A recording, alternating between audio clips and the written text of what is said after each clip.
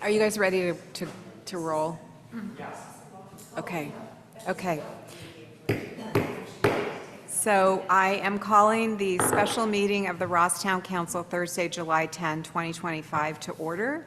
Has the agenda been posted? Yes, Mayor. Any changes to the agenda? None to this special meeting. Great, thank you. So I will turn it over to our esteemed council, Ben Stock. Thank you. And this view is very awkward. You all look like God up there. So now I see everyone else. So for this training that was brought forward by a couple council members, I'm here to talk about transparent ethics training. We've printed out a PDF PowerPoint for you to take home. That's the full version. I'm not going to cover all those materials today in the hour that we have, or 45 minutes that we have. But as I go through the materials on the screen, there's other slides that I've taken out that are part of the printed packet that go into more detail on some of these concepts. I do encourage you all to interrupt me as we go through it. I don't want to wait for questions at the end. If you have a question, just pipe in. It's supposed to be informal. And I want you all to be able to get the most out of it that we can in the 45 minutes. So let's dive right in. I got training from Cindy. I'm already messing this up. All right, there we go. So we're going to cover transparency laws, which are basically the Brown Act, the Public Records Act, conflict of interests, which have to do with the Political Reform Act, personal interest and bias, 1090 violations, and fair process bias, conflict of interest rules, and then legal limitations on perks and advantages that you should not take of when you're in office. I also want to mention that when all of you got elected, I did a similar presentation with you individually, and I have a lot of backup materials for each of these concepts. So if you feel like you need a refresher on any of those concepts, just let me know, and I'll provide the backup materials that I have on some of these issues, since we don't have the time to go through each one of them today. Transparency laws we'll start with, which, as you all know, pretty much is the most important one as public figures is the Brown Act. And I'm not going to read this slide, but I think you all know what the intent of the Brown Act is. And it's basically that you conduct the people's business in an open and public forum. All meetings of the legislative body of a local agency must be open to the public, and all persons must be permitted to attend any meeting. Now, every one of these highlighted portions has a bunch of definitions and cases that have interpreted those sections of the Brown Act. But in very broad terms, we just always have to make sure everyone has the opportunity to attend every public and open meeting. Yeah. Why is the Brown Act doesn't apply to the state? The state exempted themselves from it. That's why. They drafted the Brown Act and it doesn't apply to them. So it was a state legislation? Correct. And then they said this is only for local jurisdictions? That is correct. When they built it, okay. Yep. So, that's their choice, and they made that. And, it came in reaction to the idea that local decisions on a local level would be done behind closed doors. And it was, sunshine law to bring that out. Oh, yes. There has been many. Sorry, I didn't know the session was recorded. Yeah, there's been many many suggestions to amend it, many amendments brought forward to apply it to the state, and then a lot of other amendments addressing all sorts, but it hasn't so far been effective on the state offices. Okay, thanks. So let me go back there for a minute. The basic rule of meetings of a legislative body. What is a legislative body? So we've talked about that in the past when you all want to set up an ad hoc commission or something along those lines. A legislative body has to be a standing committee or a commission, or an advisory committee made up of less than a quorum is not a legislative body. So when you all set up some sort of body that advises you, unless you choose to make it open, it's not necessarily a legislative body. So a lot of times you'll create a committee for a certain task, and you'll ask them to go do certain things. That is an exemption from a public body. Contrary to the one body you have here, which is the the design review, administrative design review, that is a advisory body, but you made it a standing commission by the act you took when you set it up. It's continuing jurisdiction, and in the bylaws, you made clear it was going to be an open and public body subject to the Brown Act. What is a meeting? Again, some of these are just very elementary, but I want to make sure we all start with the same premises. The majority of members of a legislative body at the same time and location to hear, discuss, deliberate, or take action upon any item which is within the subject matter jurisdiction of this body. I get tons of questions from council members all the time saying, well, there's not an item coming up on the agenda, so why can't I talk about it with my colleagues? It doesn't have to do with if it's going to be on the agenda. It's broader than that. The concept is it something that this body could address in the future, something subject to the subject matter jurisdiction of this group, of the city. That's what you can't talk about with more than a majority of the body. Also, the other caveat of this section that a lot of people don't appreciate is it says to hear, discuss, deliberate, or take action. So again, to hear is the email concept where you all send an email to each other about some topic. That is a Brown Act violation. You are hearing the same information, a majority of the quorum.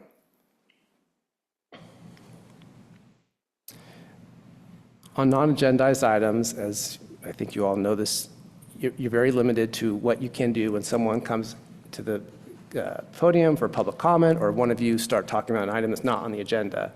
I'll usually cut that, cut the conversations between you all. But when someone comes for a podium and gives a public comment, you do have the ability to briefly respond to public statements and questions. You can ask for a question for clarification. You can make a brief announcement, a brief report on your activities, which we provide at the end of the agenda, and provide a reference to staff or other sources for factual information. That's all you can do when something comes up at an open and public meeting that's not listed on the agenda. Public participation. Regular meetings must allow an opportunity for members of the public to speak on any item of interest so long as the item is within the subject matter jurisdiction of the legislative body. The public must be allowed to speak on a specific item of business before or during the legislative body's consideration of it. Public comments at special meetings can be limited to agenda items only. So again, the second bullet point I want to draw your attention to, because a lot of cities sometimes forget about this. The public must be allowed to speak on a specific item of business before or during your consideration of it. A lot of times you'll start launching into your consideration of it without taking public comment, and I'll interject, this is the time for questions. You need to hear public comment before you actually start your consideration. And then again, at a regular meeting, we have to allow for any comment during public comment on items not on the agenda, but within the subject matter jurisdiction.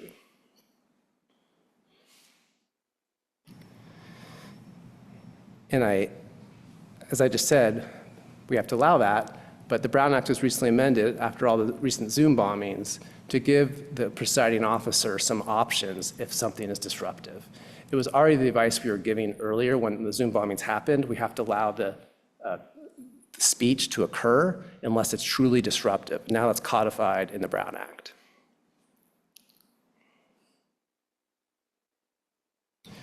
And I'm not going to go through all the different ways we can have remote meetings ever since COVID, but there's obviously the old way, which is I term the traditional way, where you can have members of the legislative body appear remotely as long as a majority are within the city limits of Ross. And we publish your location at that, if you're going to be somewhere, it has to be published, and you have to be able to allow the public to attend at that location and post the agenda at that location.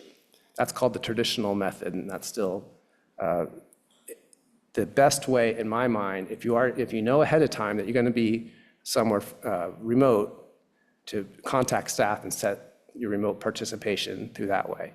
Then there's the state of emergency, which we're not under anymore, but it's still codified. If there's a state of emergency and certain things are happening, we can call a special meeting 100% remotely.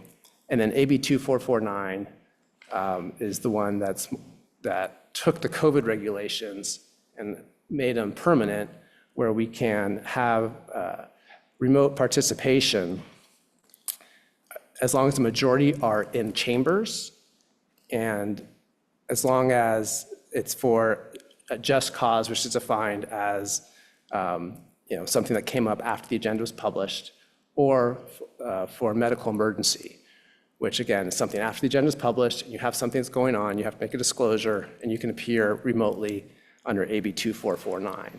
That's only limited to 2 times per year.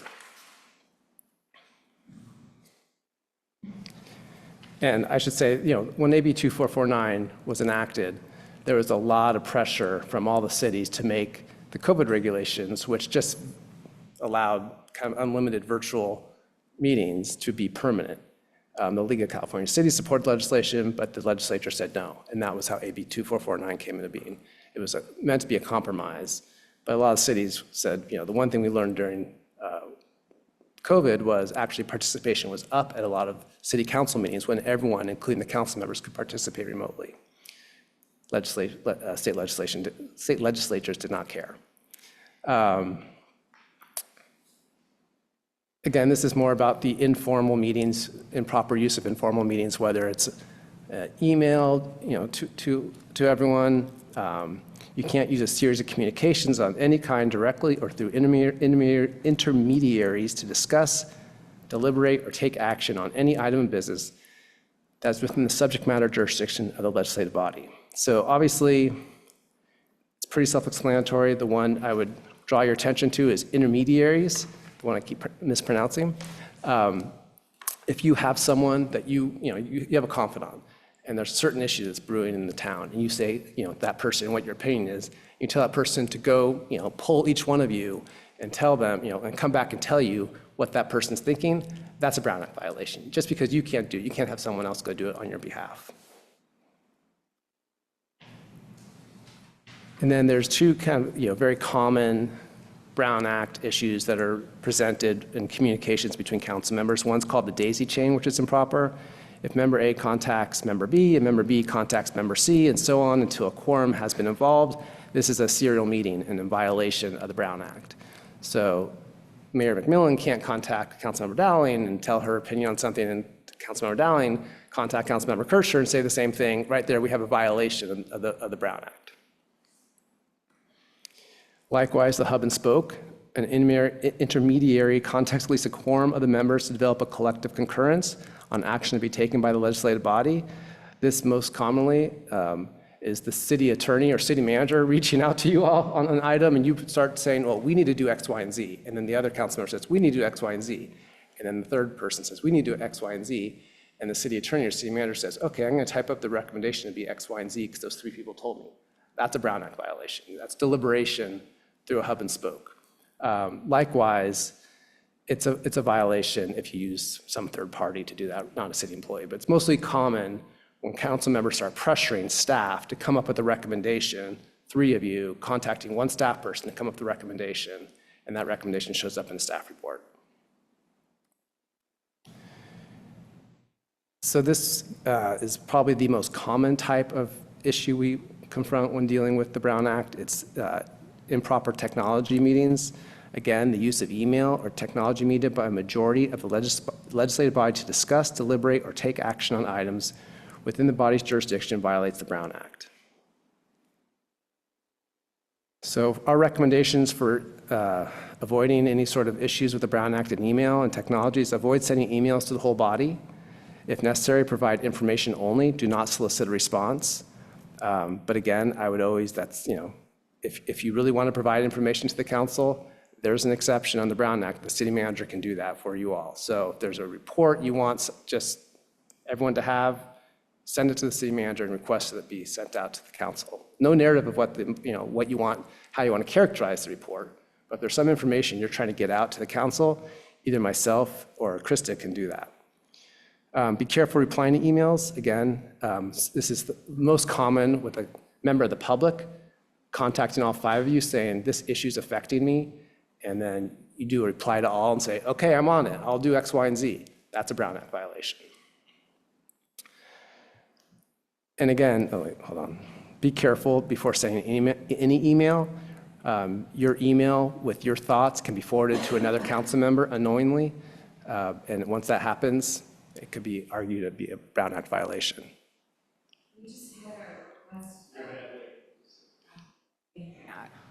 We just had a Information Act request for the Ross Valley Fire Board asking for all of our texts Yep. with a certain person who's on that fire board, and emails too.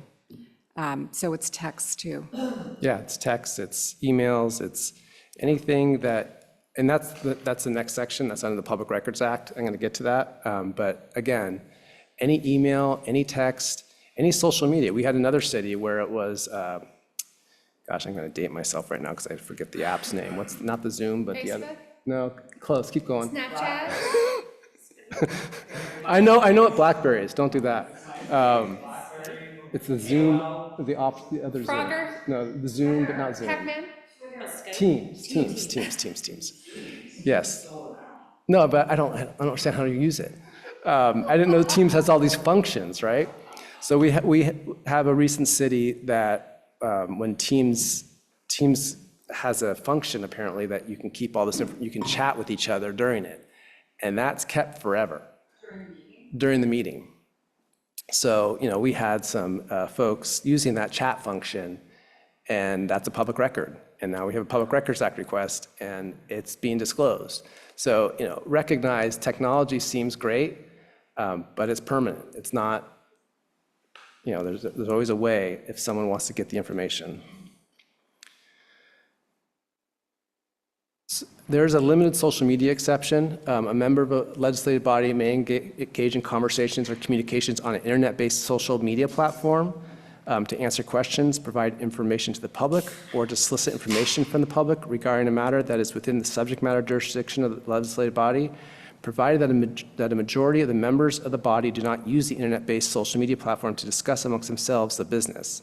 So the member may not respond directly to any communication on the internet social platform regarding a matter that's within the subject matter jurisdiction of the body shared by another member. So usually it's 3 people, but this exception for if Councilmember Kircher posts something about, night skies, right? And Councilmember McMillan says, that's a great idea. That arguably is a violation of the section. It's just 2 of you on Facebook or whatever platform, or but if it's just 2, and even the legislation is clear that it's not just a verbal response, an emoji can count. So I recommend all of you not to comment on any social media post that one of you might make that's informational. I also always tell cities it's not a great idea to be out there on social media talking about public information in your official account.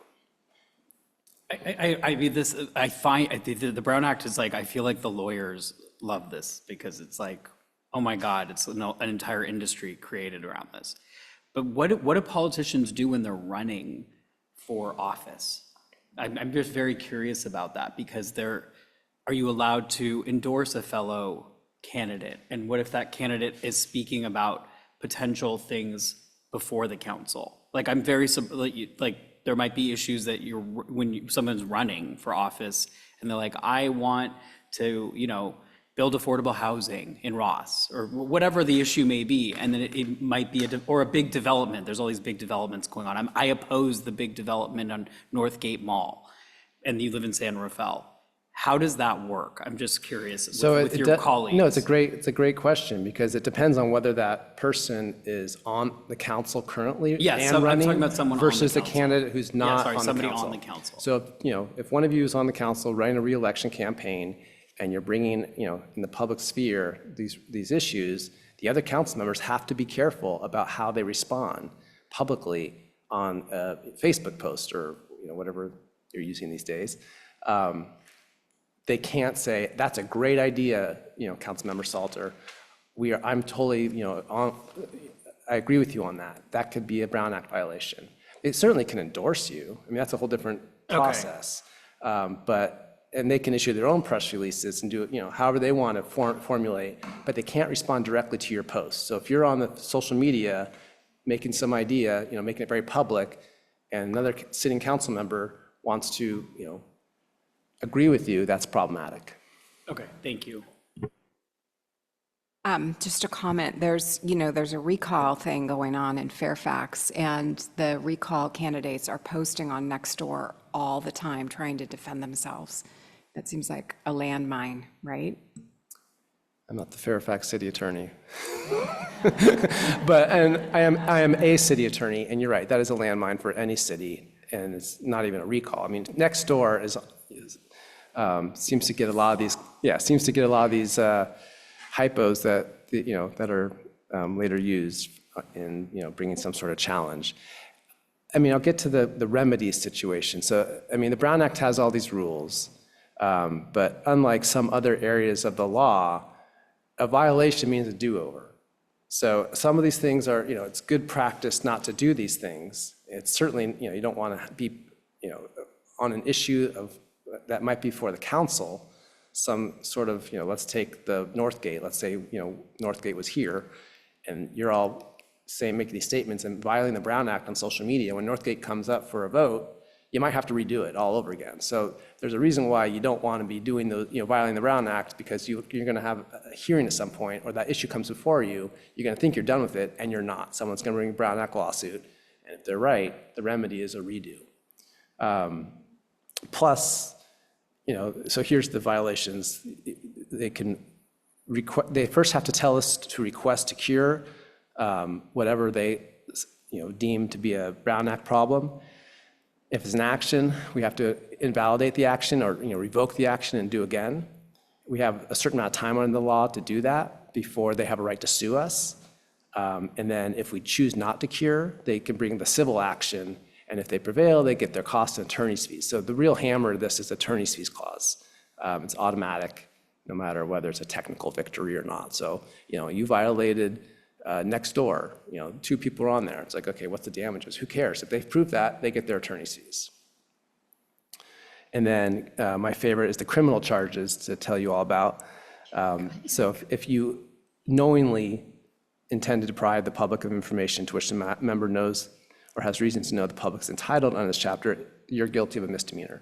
So every DA's office has a Brown Act unit, and they consider bringing Brown Act misdemeanor charges. It's rare, but it does happen. And a lot of times it happens when council members, and I've told you all this before, when council members violate the closed session attorney-client privilege, the DA takes that more seriously and will consider prosecuting if there's evidence of that. Could you back up one slide when you have recommendations for email technology, and you mentioned do not communicate your position. Now, sometimes, our positions are well known. For example, when we had all of those concerns about dogs on the lawn during COVID, we had a lot of emails, and I always thank people who send emails when it's something obvious like that I'd even had a public position already. I said, I agree. I think that it would be healthier for the kids if the dogs aren't there. Is that a Brown Act violation, or is that just not a good idea? It's not a good idea we'll get to under conflicts about bias. If you've made up your mind before the matter comes for you, there's an argument that there's a bias conflict, but it's also not a good idea under the Brown Act. The whole purpose of the Brown Act is to conduct the public's business in an open and public forum. So if you're making your commitment before hearing the matter publicly, there's an argument that's a Brown Act violation.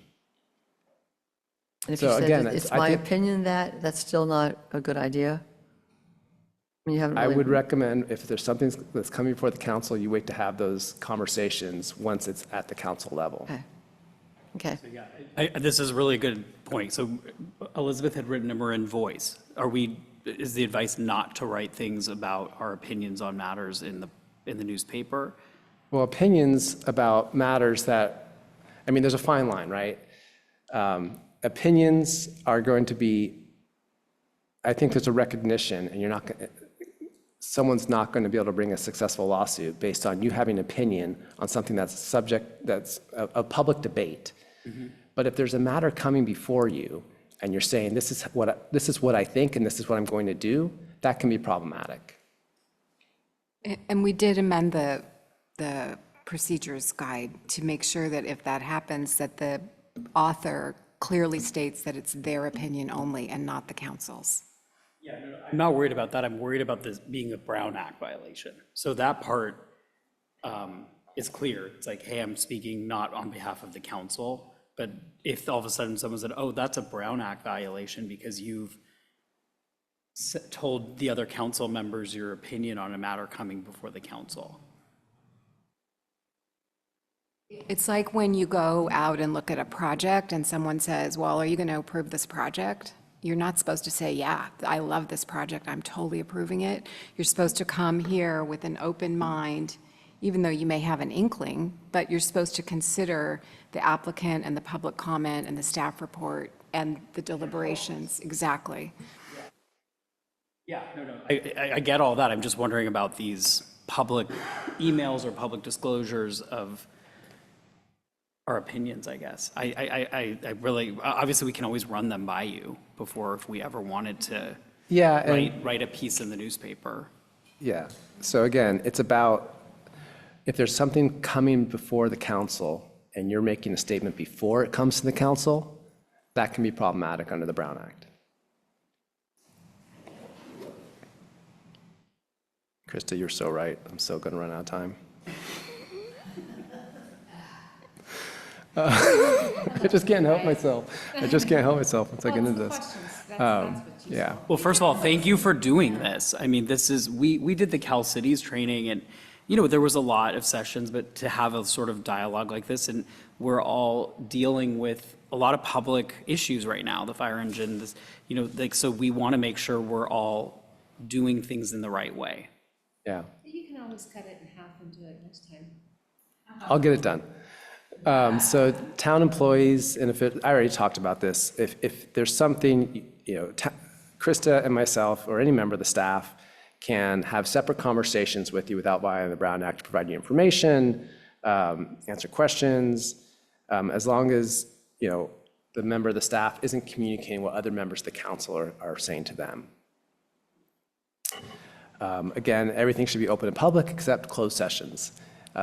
That's the one exception to the Brown Act, and I think you all know about the closed sessions and the process for a closed session. It has to be allowed under the Brown Act specifically. There's no catch-all, and there's all very specific closed sessions. We use mostly the real estate, personnel matters, labor negotiations, and litigation. Those are the most common, but there's you know, many exceptions that can be used under the Brown Act. Access to public records, I'm going to go through this relatively quickly because the only comment I really want to emphasize is under the California Public Records Act, you know, this is the definition of what a record is. And as Councilmember McMillan rightly noted, it's very broad. You know, it's your texts, it's your emails, it's your, you know, it's the Teams chat function that's been downloaded on some server at Town Hall. And why is this important for council members? There was a case, it's going to date myself, it feels like a couple of years ago, but it's probably 10 years ago now. City of San Jose versus Superior Court, and that case found very clearly, which was always our advice anyway, but council members' emails, texts about town business are public records, even if it's on their personal device. We don't have a policy where we give you town cell phones, but some cities do that to try to insulate the council members from Public Records Act requests. Well, this case just said that's a fiction. When you get a request, a Public Records Act request, you have a duty if someone's asking you for, you know, emails from Councilmember McMillan's or a document relating to, you know, some broad category from Councilmember McMillan, we have to reach out to Councilmember McMillan, ask her to search all her personal devices. We give you search terms to use, and then we have you fill out a declaration afterwards. So that's the process. And so recognize, just because it's on your personal account doesn't mean it's not a public record.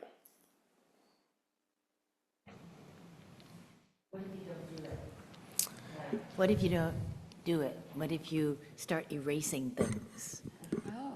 What if you, I have to submit stuff, I'll erase this and erase that. Well, I mean, number one, nothing's ever erased. So I would never recommend that you try to get rid of documents that exist. There's always a way to, you know, get those documents, and we have very motivated IT consultants in every law firm's Rolodex who is able to find a document if they need to find it. So that doesn't work, deleting. And I would never recommend doing that. And I'll just leave it at that. And especially if something's pending, you don't want to delete, right? Right. If there's a pending request, that's really bad. Oh, if there's a pending request and I've contacted you, or there's litigation and I tell you to do a litigation hold, something of that nature, you can't delete. I mean, that'd be a whole nother layer of issues that we could get into later. But let me also say, you're not required to retain forever a document. So if you have a practice of reading emails and deleting them, you can keep that practice until we get a Public Records Act request. You'll have to search, and if those exist, we'll have to download those. So you don't have to change your practices, but you do have to, once we ask for documents, do that search and provide what you have that's responsive to the request. I have a question, Ben, in the context of some of these outside boards that we serve on. And by virtue of the fact that we are serving on them, they're within the town's subject matter jurisdiction because we have representatives that go to those outside boards, like the fire board. So the fire board, we have 2 representatives and an alternate. So we already have 3 people. We already have a majority of our council. And we do talk because we need to know, who's going to the meeting and what's coming up and are we prepared and so forth. And I, typically will discuss some matters because we're trying to be consistent in presenting the Ross's interests in the meeting. I mean, I suppose we could go outside and talk during the meeting, but we do that. But then what about letting the alternate know what happened and keeping the alternate up to speed? I mean, it seems to me that's kind of a catch-22 to both do your job and then comply with the Brown Act. Well, you have to figure out how to comply with both. So I think the JPA it's a good example where you have an alternate who needs to be on standby for, any issue that comes up. I don't think you can have a policy where you download the alternate and the other person, the appointed member, all 3 of you on a weekly basis of what's going on. That would be a Brown Act violation because it's been the subject jurisdiction of the town as well. But if that alternate needs to show up on an issue because the other person's not there, there's an expectation. You have to get that person up to speed on that issue. Mm-hmm. Yeah, well, that's generally what I've been doing. I wonder what your take was. Thank you. All right, conflict of interests. I'm going to go through these fairly quickly because they are very statutorily driven. And at the end of the day, what I want to impart on you on conflict of interest is please come talk to me if you think you may have one ahead of time, not during the council meeting, and we'll figure it out ahead of time. If you ask me during the council meeting, do I have a conflict on this issue? I'm just going to say, I can't do that analysis right now, and it's better to sit it out and abstain rather than take a risk. So this council has never had that problem with me. You always are good at telling me in advance, but that's really the overarching. If you think there might be an economic interest at issue in one of your decisions, reach out to me and we can figure out whether or not you have a conflict. And also realize that what I say is not a defense to whether or not you have a conflict. If you want assurances that you don't have a conflict, you have to write the FPPC and get a letter from them telling you that you don't have a conflict. What I think is that you can't bank on. And the consequences for a conflict under the FPPC is personal liability, fines. So again, if you think you have a conflict based on the FPPC, come to me and we can talk about whether you do and whether you feel comfortable moving forward or whether you want a letter from the FPPC. And the FPPC takes, I believe, 3 weeks at a minimum to issue a decision. And they usually take extensions. So if it's something that's coming up on an agenda, reach out to me earlier than later. And obviously, the overarching purpose of the conflict law is to not have any personal or private financial interests entered into while you're making decision-making. So it's just this prohibition about personal gain as part of your council duties. So if you always think about it in those terms, the issues are a lot easier for you to issue spot when something comes up. The sources of conflicts of interest, they're not limited to just financial conflicts. Again, perception matters. Sometimes you might be within the, there might not be a technical conflict under the FPPC, but if you don't feel right about voting on an issue because there's this, perception, then you should sit it out. There's no reason why you should not sit it out.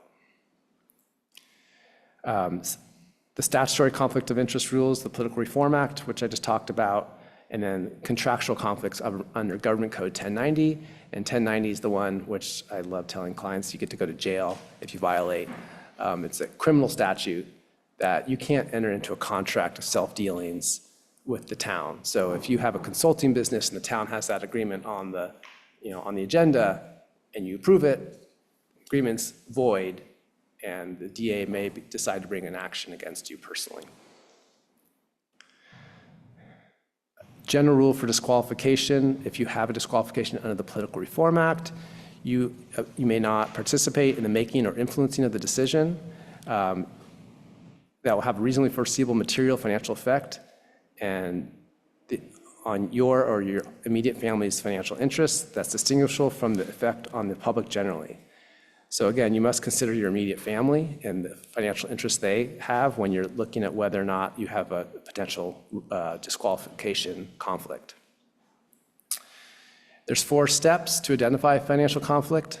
I'm not going to read them, but again, there's, it's in your materials, and you go through each prong, and each of those prongs is statutorily derived, have definitions about what is material, what is reasonably foreseeable, what's, indistinguishable from the effect of the public generally. These are all statutory defined terms that have a lot of interpretations that have been given by the FPPC.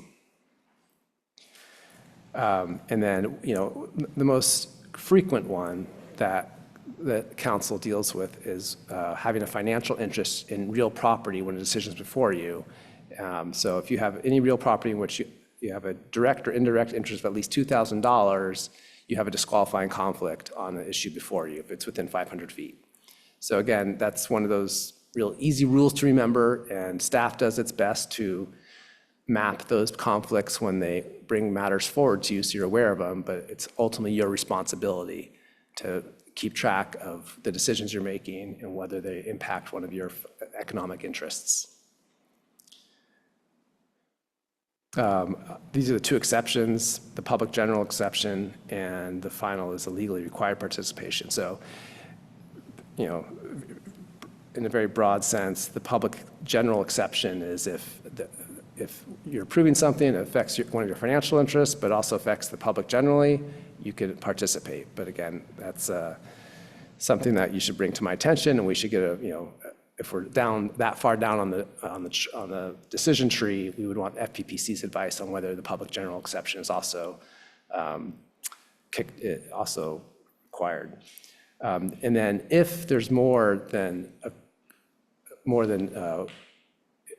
quorum can't participate because of a conflict, then the legally required participation kicks in, where we draw straws or do some sort of drawing to determine who can participate. These are just how those are defined. What happens if you're disqualified? You have to, if disqualified, you identify the applicable interest with specificity. I think I've told you on several occasions, sorry, you can't just leave. You got to actually, say into the mic of what your conflict is before you leave the dais. You step down from the dais, you leave the room unless it's on consent, and you refrain from any discussions or participation. There's one exception. You can participate as a member of the public from the audience on matters affecting your personal economic interests. So again, taking the house as an example, that's your personal economic interest. If there's a land use application, or it's your own land use application, and you want to have comment on that, you're allowed to have public comment as a member of the public. But you can't be at the dais. You can't obviously talk to staff before the meeting or after the meeting about the decision. Common law conflicts. This gets into the area law that I've talked to each of you individually throughout the years. Whether there's a personal interest or bias, you have such a strong positive or negative interest in the subject matter about either the facts of the party, or this, subject matter that's being discussed that casts doubt on your ability to make a fair decision, you need to exercise your power with at least an appearance of disinterested skill, zeal, and diligence. So again, this doctrine, this conflict doctrine, ensures that people get a fair hearing if they come before you on a certain matter. Courts also recognize that on legislative matters, it's a much higher constitutional bar someone has to make a bias claim. So if you have a piece of legislation in front of you and you're out in the public talking about how you believe X, Y, and Z, and that legislation comes before you, people it's really hard for them to bring a bias claim against you. You'd have to really be so committed to that cause that you can't, once it comes before you, be able to listen with an open mind. If you're acting as an adjudicatory position, as a decision maker, most commonly land use applications, you're acting as a quasi-judge in that context, the threshold's very low. If there's evidence, objective evidence showing that you have a bias against a certain party or a certain opinion of that subject matter, you need to abstain because there's an argument you have a constitutional bias. Can I ask you a question on that one? So like, for example, like a Harvey Milk or some gay rights activist becomes on the city council in San Francisco. And then they are trying to pass a law allowing gay marriage in San Francisco. Would Harvey Milk have to say, oh, I can't, I'm too biased to do this. It's up to Harvey Milk to answer that question, number one, always, lead with that. But the courts, like I said, that's a legislative issue, recognize that that's your job to be out in the public advocating for certain legislation and then coming, sometimes through an election or however you got, appointed to the decision-making seat. The court recognizes you're going to have those positions staked out and a long record of that potentially, and that's not enough to show bias. It's really in the adjudicatory capacity you have to be careful about bias. There are exceptions. I mean, there's several cases out there in the legislative arena where you've gone so far, and let's say you went, there's a certain item that's coming before you, and you went to to a protest and got arrested and spent, time in jail for that cause, and then you've been very vocal. When that cause comes before me, I'm going to do X, Y, and Z. I mean, that's the kind of record you want to avoid. If you're making that record and the matter comes before you, you might want to think about whether or not you really can be fair when that item comes before you. But to answer your question, the courts recognize that distinction. Okay, thanks. And this is the background for that, for the bias. I already talked about 1090. All right, so let's move real quickly to gifts. And well, I think you all know what, you have to report any gift over $50 or $630 per year per source. I have in materials of what to do if you get a gift over $50 and you don't want to report it. There's an option for giving it back or giving it to charity or doing all these different things.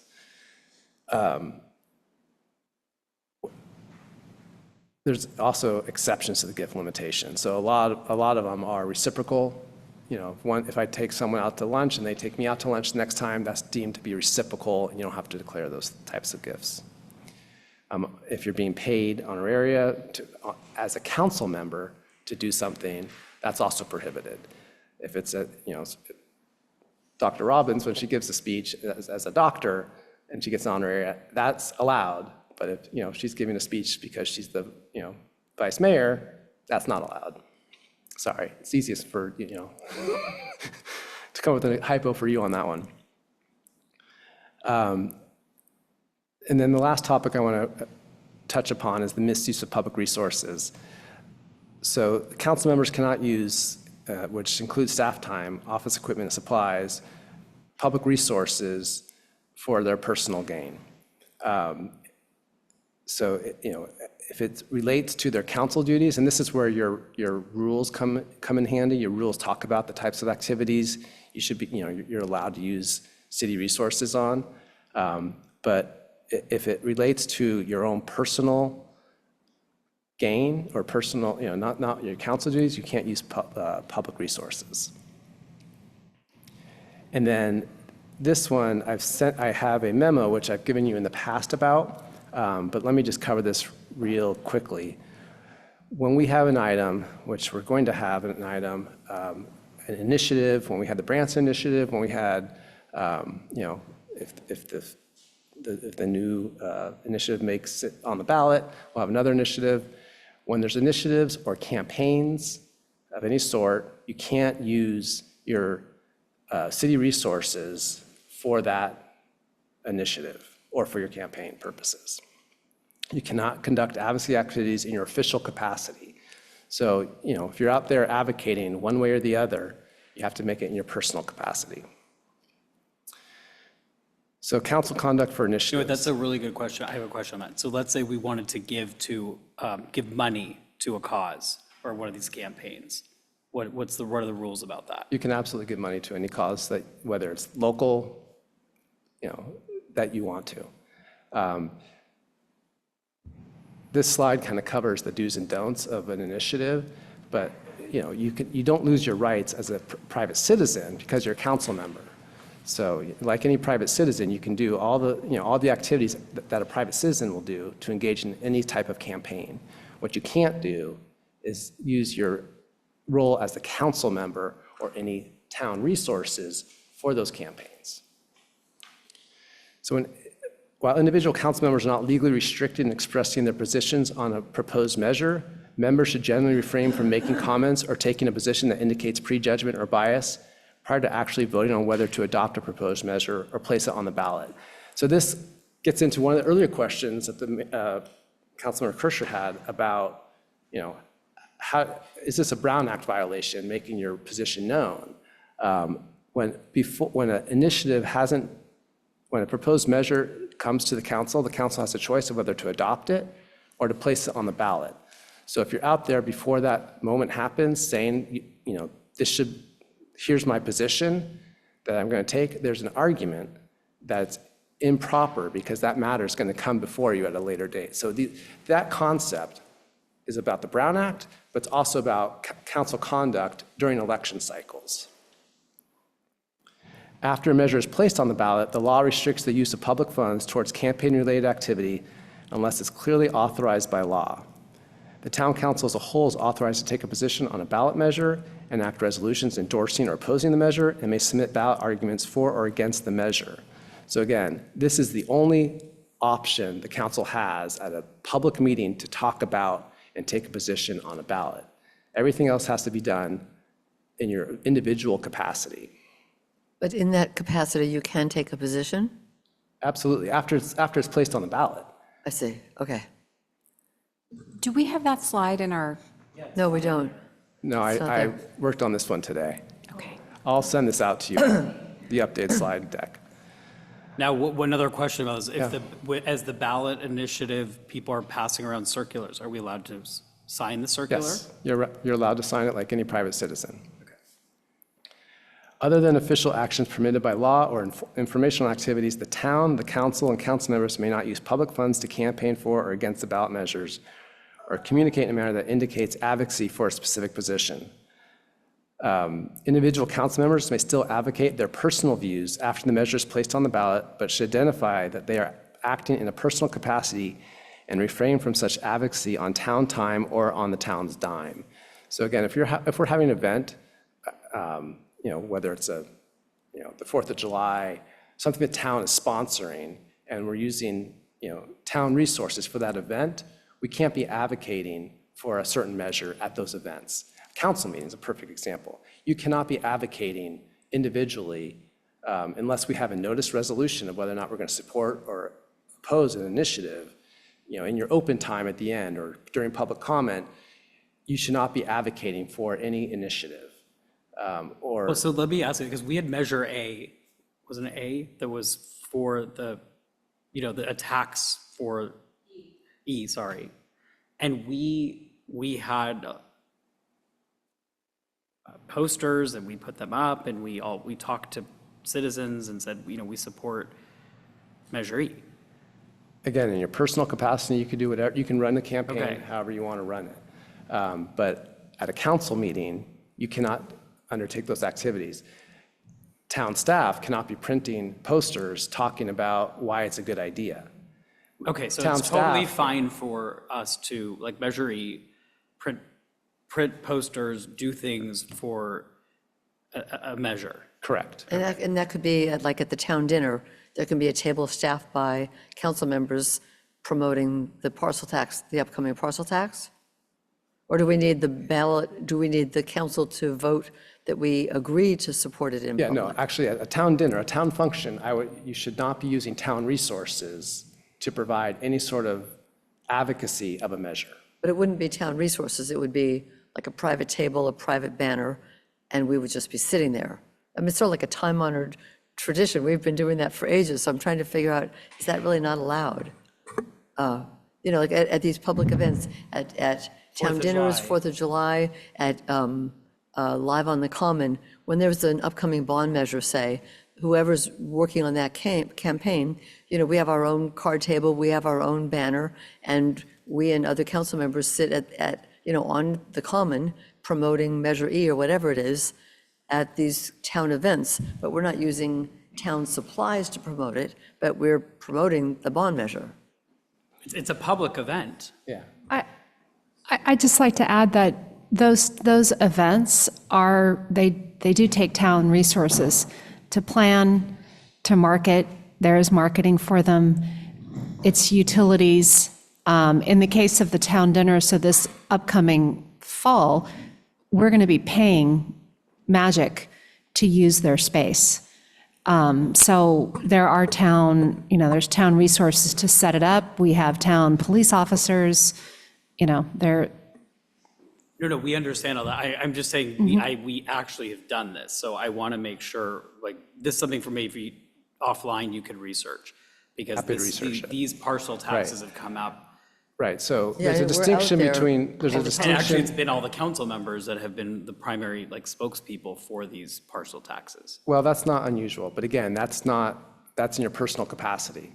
Right. So anything you do, it has to be in your personal capacity. Any resource you use has to be your own resources, not town resources. So Correct. that's what you have to, that's the law, and how you apply that law in a given situation, I can do more research, but, Well, I that's think the it's just as foundation. what you're saying, like, at these events, we've had our own, Elizabeth brought a card table, and we were out front in the post office, and says, like, vote for Measure E. Well, can't we be at the post office where that's not using any town resources if we bring our own table and our own tablecloth and our own materials that we paid for? Right, that's different. Yep. Because that's a Yep. public space. Yep. So if we're renting a facility across the street for a private, or not a private, but an event, a special event, we don't allow folks to come and, play, because if we allow one group to place a table, we have to allow any group to come place a table. That's never been my understanding, the policy of, certain events. But, again, it's about treating each user of the space equally for speech purposes. This doesn't have to do with the initiative law anymore. It has to do with, the First Amendment rights. So it crosses over to that. If we're going to open up our events to allow one group to use the space, we have to allow it for every group to open the space up. Okay, so we had, like, Marin Clean Energy came to a Live on the Commons and set up a Yeah, booth. we have. Well, government speech is different. Government speech is different. So we can allow other governments to come use our space. That's a whole different, Okay, but there's been Dynamic. kids, they've even sold, like, bracelets, and, there's been all these tables set up at Live on the Commons since it started, where there've been tables and people tabling. We had somebody running for supervisor. She came and she set up a table and she gave out hula things to people. I think like that, the Women Against Guns, I think they've set up tables in the past at some of these events. Yeah. I so- guess I'm thinking it would really be a shame if somehow all of this curtails people setting up tables at events, because the tables are like benign. well, I and think there's two helpful. issues we're talking about. One is the First Amendment issue. The other is town resources issue. So I'm happy to do a little further research and get back to you all on Yeah, that why don't you do it? distinction. Because it will be helpful, because I know like I said, it's something we've done as a council. I'd almost rather not know and just keep doing it. Okay.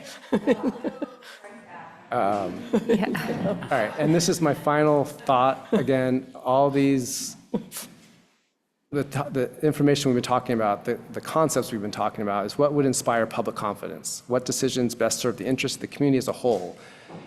Usually, if you answer those two questions, you'll be guided to the right answer. So, it's about public perception. Even if there's not a law addressing it, you always want to build trust with your public. So with that, I'm done. Thank you. This was like so well timed. It is perfect. And really well, yes. 6 o'clock. And thank you, and I very much appreciate, I thought this was like really important, and thank you. I really appreciate the fact, though, because I've done this before, that I've had a question like, can I participate on the Commission on Aging, for example? And so I would call you, and you would always get back to me. So I think if any of us have a question about our own personal issues regarding this, that you're available. So thank you.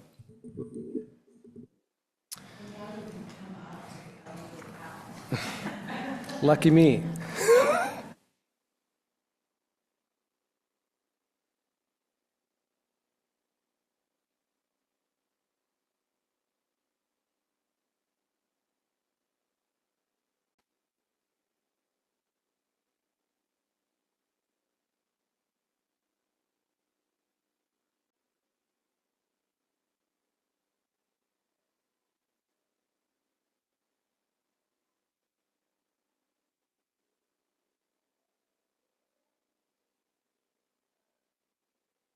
Right, hello, everyone. I'm calling the regular meeting of the Rothstown Council Thursday, July 10, 2025 to order.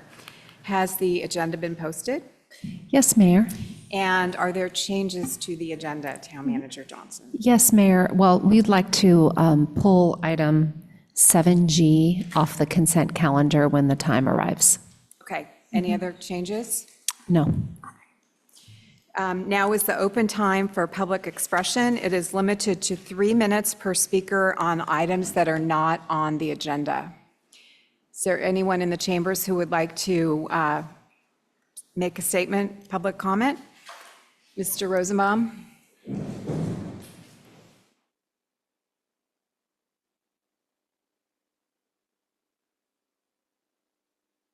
Testing. Okay. Let's put that up there. Let's see.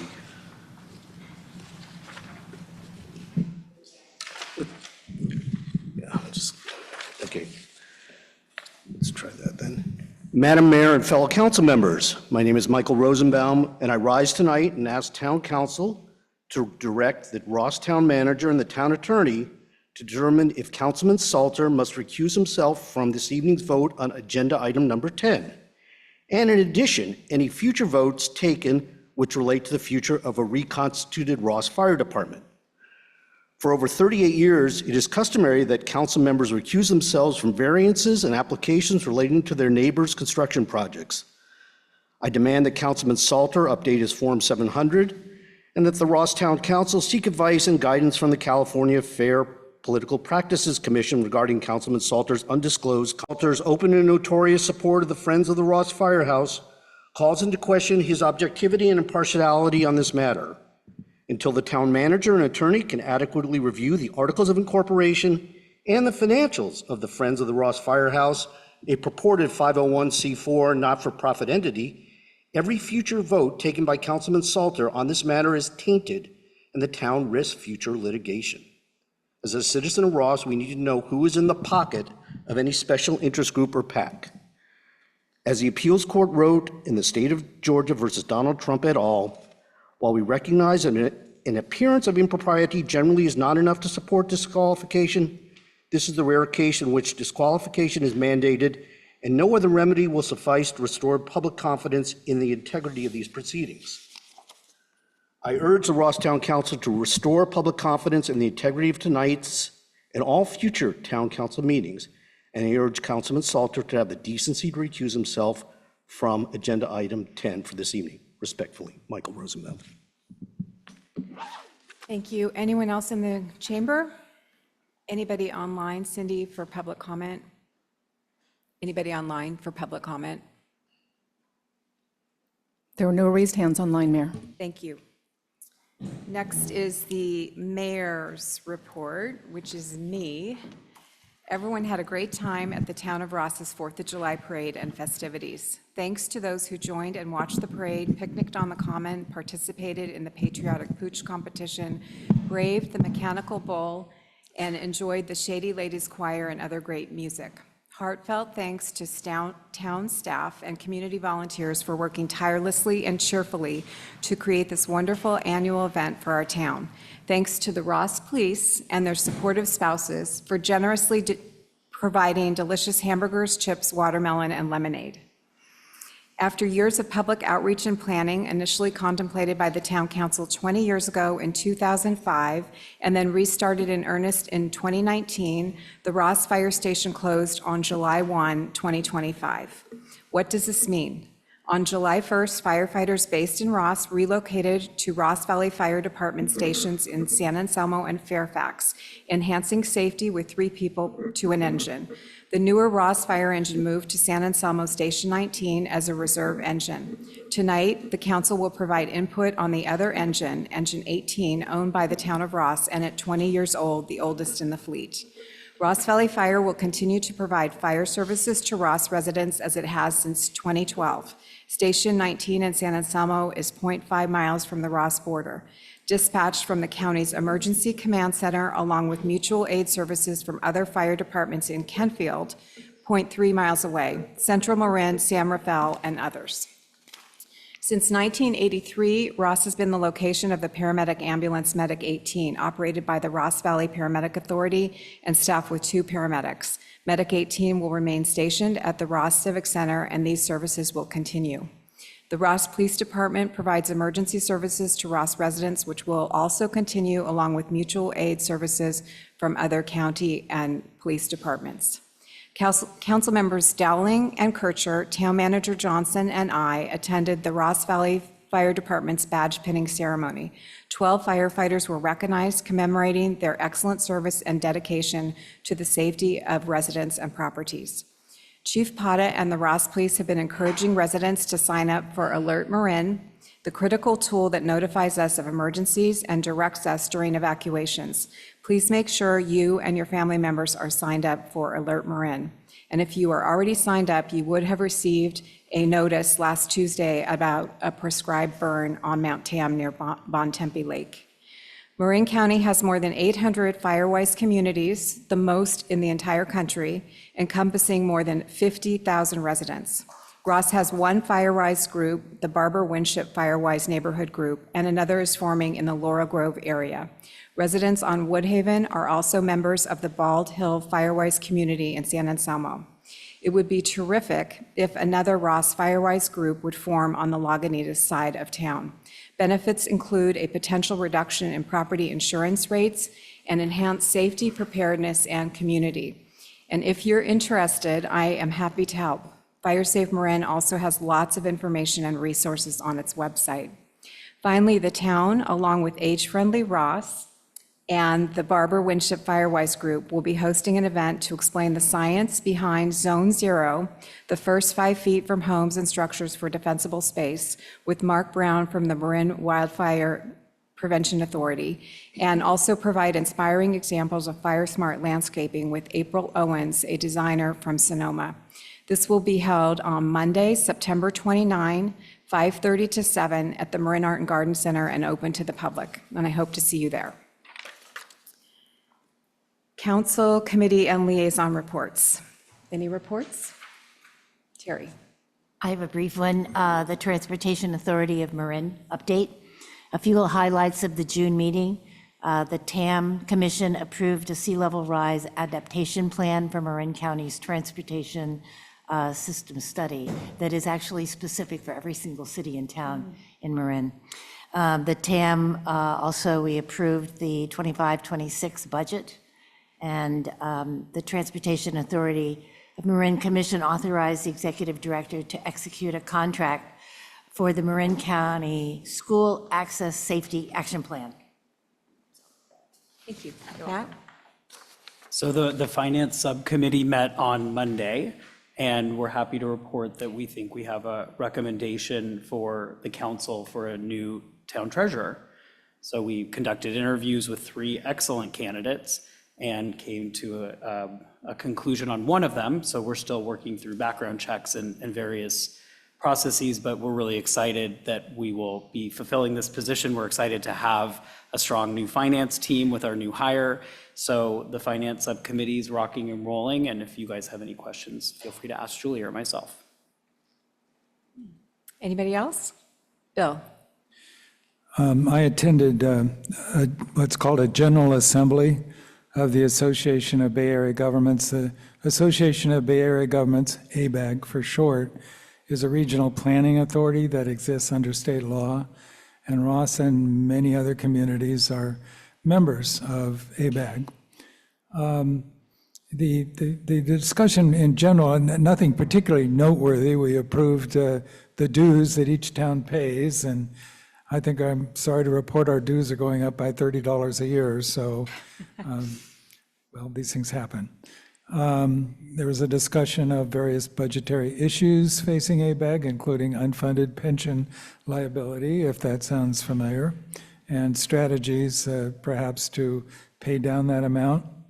And then there are usually at these events, there are presentations. This one was was actually very interesting about forecasting of the economy, but in a government context.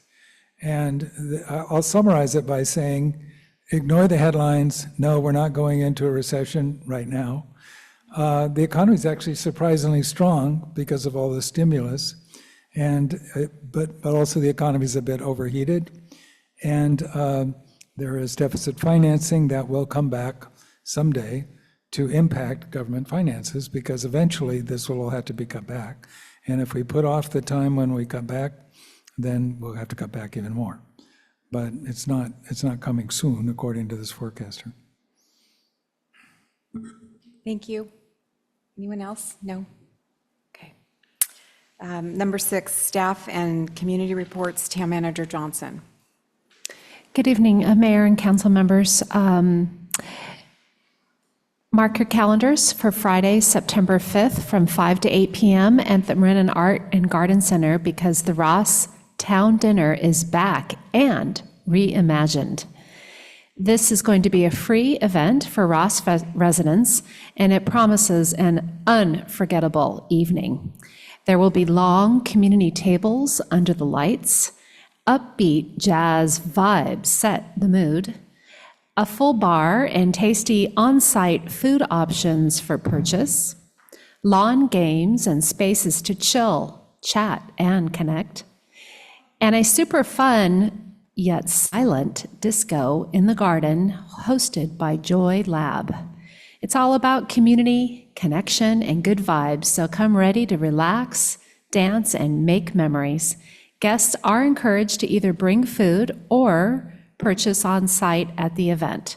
Spots are free, however, they are limited, so please register in advance at rossrecreation.org or call 415-453-6020. And this was provided by Recreation Manager Maureen Borthwick, not I. So, but I have enjoyed reading it. Chief Pata has announced the deployment of a new radar trailer designed to monitor and manage traffic speeds more effectively. It will also help the Ross PD to gather accurate data and identify areas where speeding is a persistent issue. It will allow the chief to allocate resources to those areas where speed is a persistent issue. Today, the trailer is close by Town Hall on Sir Francis Drake near Magic. And then lastly, a reminder that our revamped monthly e-newsletter, which is called the Ross Review, launched last month, garnering positive feedback.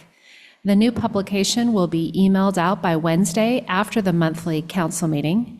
Folks that want to subscribe may send a request to our town clerk at cmartell@townofrossca.gov. Thank you for the opportunity to report. Thank you. Is everything okay with the Zoom, Cindy?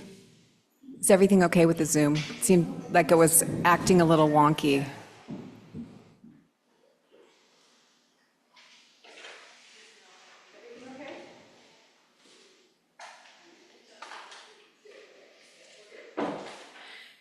Thank you.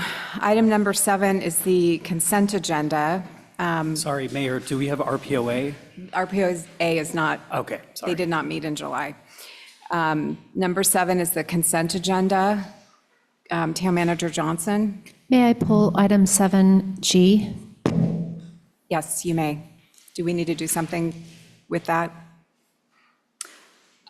You could ask if there are any others to be pulled Okay. or removed, and then, We'll handle Look that at- separately. okay. Okay. Any other items by the council to pull from the consent? Matt? I'd like to pull I. Aye. Okay.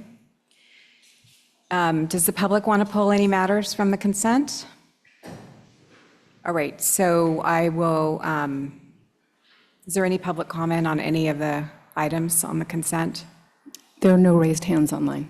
And there's nobody in the chambers about A through F and H. Okay, so I'll bring it back, and can we have a motion to approve consent agenda items A, B, C, D, E, F, and H? So moved. Is there a Second. Great. Roll call? Mayor McMillan? Aye. Councilmember Dowling? Aye. Councilmember Kircher? Aye. Councilmember Salter? Aye. Mayor Pro Tem Robbins? Aye. With a vote of 5, the motion passes. All right, so let's handle item G. Thank you, Mayor.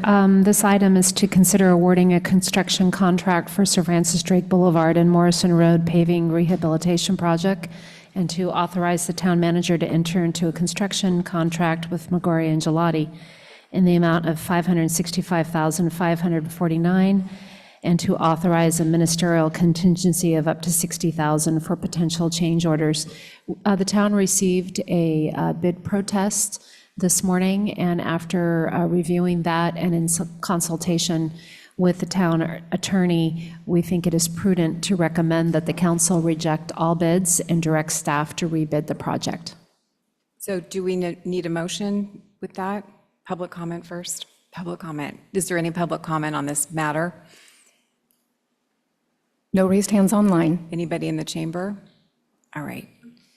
Could we have a motion, please? I have some comment. I have a Yeah, comment. okay. Go ahead, Matt. Council comment.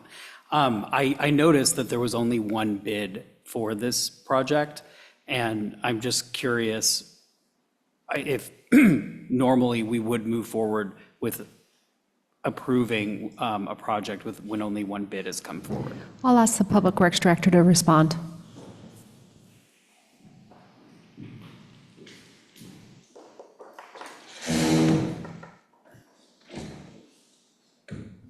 I'm sorry, Councilmember Salter, could you repeat the question, please? So when I was looking over the staff report, I noticed there was only one bid Yes. to begin with, and I was curious if that's common where we don't receive multiple bids. No, it's not common, although it has happened before. And we have every right to accept a single bid as long as it's responsive and they're a responsible bidder. Okay. That was my only question. Thank you. Questions? So could we please have a motion to, Krista, could you please restate what you want us to do? I'm going to ask our town attorney just to make sure it's accurate. The motion is to reject the bids and direct staff to go out to bid. Great. That's the motion. We need someone to adopt that. And is there a second? Second. Mayor McMillan? Aye. Councilmember Dowling? Aye. Councilmember Kircher? Aye. Councilmember Salter? Aye. Mayor Pro Tem Robbins? Aye. With a vote of 5, the motion passes. Now we turn to item 7I. Matt, you pulled that. Yeah, so I wanted us to just have a discussion about this. I completely support having this David Kelly help with this project, but I wanted us to just pause for a minute since we received the Friends of Ross Firehouse ballot initiative, whether we want to delay hiring him or not, pending what may happen with this vote, which may change the project. So that's why I pulled it. I'm just curious what your all thoughts are on that. Could I ask the town attorney to outline what the timeline would be on this initiative process to help better inform our discussion?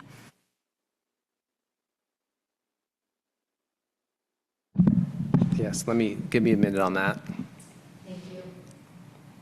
And maybe Town Manager Johnson, if we hired David Kelly, but we needed to postpone him starting to work on the project because we have this outstanding issue, like how could that, I'm just curious your thoughts, because we obviously don't want to lose somebody you really enjoy working with and know, and he can do an excellent job. So full stop.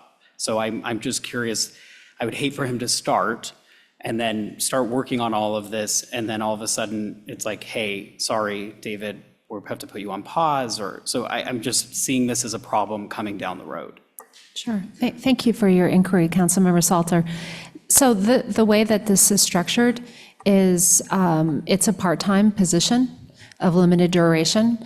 And so we will just pay Mr. Kelly for the hours that he works.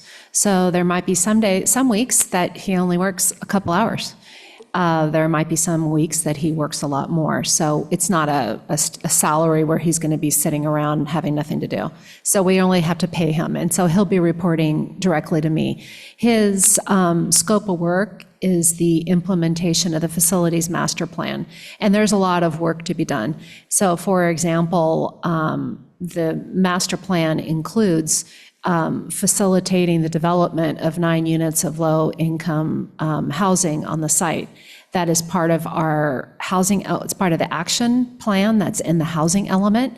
And if you look at the housing element, it actually has specific deadlines that we're supposed to be meeting. And I don't have the time to do it myself, and we don't have staff to go out and meet with affordable housing developers, to meet with potential partners such as the School Foundation or Branson to try to see, or College of Marin. There's a lot of opportunities out there. As you know, you've worked in the field. So Mr. Kelly can immediately start working on that and helping us comply with our housing element, as we have to report on our progress. We take that to council every spring. So that's an immediate thing Mr. Kelly can work on. There's also there's undergrounding. So he could use, Yeah. we could use him in other capacities, let's say. Yeah. You could use him in other capacities, even if. Another one is telecommunications on this site. So there's a lot of elements, and thank you, though. No, that's what, I wanted us to make sure we don't engage somebody. Sure. And there's something that he gets up and running and then he has to stop. So if there's enough for him to do in maybe other areas that this might change, Yeah. that you feel like we could use his time, I'm fully supportive of that. And that's also one of the advantages of hiring somebody who's receiving a CalPERS retirement already, is that he's not depending on us to provide him with full-time employment. He's receiving a retirement. Okay, great, thank you. Okay, thank you. In regards to the timeframe, once the proponents receive the ballot title and summary next week, they have 180 days to gather signatures and submit those signatures. So that will bring us into January of 2026. After receiving those signatures, they have to be verified, which is another 30 days. And then assuming all that happens, the town must either adopt the ordinance without alteration or submit the ordinance without alteration to the voters, or order a report under Election Code 92-112, which has a time frame if you take that action to prepare the report. Once the ordinance is submitted to the voters, the election must be held at the town's next regular election, occurring no less than 88 days after the date the town council adopts the resolution submitting the ordinance to the voters. So that's, in general, the time frame as these things move forward. And so approximately the election, if that were to happen, would not be until June of 2026? Correct. Thank you. Any other questions on this? I have one more. So, sorry, if they submit the signatures sooner than the 180 days, does that change anything? There's several decision trees that the council will have to make in order for those dates that might change. It depends on when those signatures come in. Okay, thank you. Any other questions, comments on this matter? Jerry? I'd like to approve, We need public comment first. Yep. Is there any public comment on this item? Aye? Anybody online? Not online, Mayor. Okay, Terry, go for it. Thank you. I'd like to approve consent item I. Second? Elizabeth, second. Mayor McMillan? Aye. Councilmember Dowling? Aye. Councilmember Kircher? Aye. Councilmember Salter? Aye. Mayor Pro Tem Robbins? Aye. With a vote of 5, the motion passes. Thank you. Administrative agenda item number 8. Town Council to consider an introduction and first reading of ordinance 730, waive further reading of the ordinance and refer to it by title only. An ordinance of the Town of Ross amending the Town of Ross Municipal Code, Section 1.12.015, to change the Town of Ross general municipal election from being held on the date of the statewide primary election to the statewide general election date in November. Cindy? Good evening, Mayor and Council. Honestly, I don't know what to say. We are putting forth this information to propose ordinance number 730. The town of Ross is one of the last towns in the county of Marin to hold their elections in March or June. The other towns have moved to the elections in November. There was a couple of good reasons for that. The reorganization for Ross Town Council is a little quirky because it's disrupted because of the staggered cycles. Some council members take office months before their peers do in other jurisdictions. New members of the council often miss Cal City's training for almost a year because of the retiring members miss regional recognition, timed with November transitions, and regional appointments are misaligned with those of other cities. A little bit of background, in 2006, Ross moved to elections to coincide with the statewide primary to boost turnout. Then SB 970 was passed in 2021, and that moved the primary back to June in non-presidential years, creating inconsistencies. So now our elections alternate between March and June. There's uneven term expirations. 2 seats expire in June, 3 in March. The issue was placed on the February 13th, 2025 agenda for council discussion by Mayor McMillan and Mayor Pro Tem Robbins.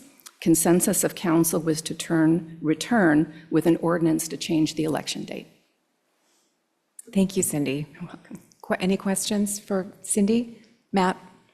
So when we discussed this the first time, I think what Councilmember Robbins brought up was this issue about our mayoral cycle of how we rotate mayorships.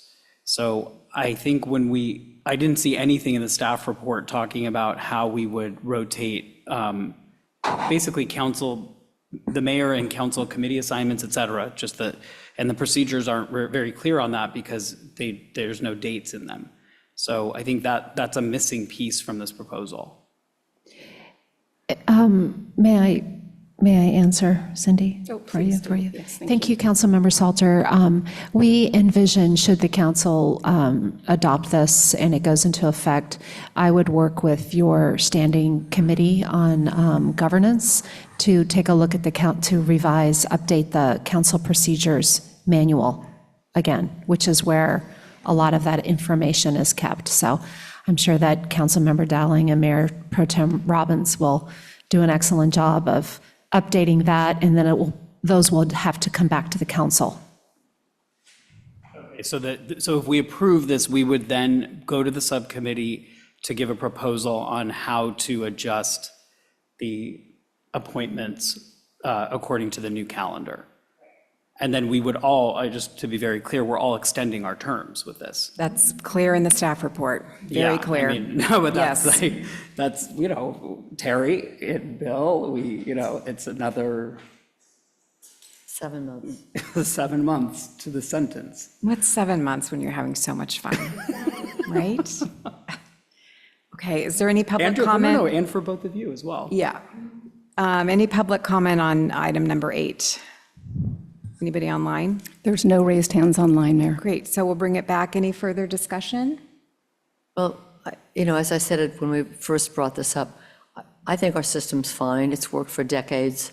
I think it's nice to have new council members in the spring, choose the mayor in the spring, and then introduce the mayor in the parade July 4.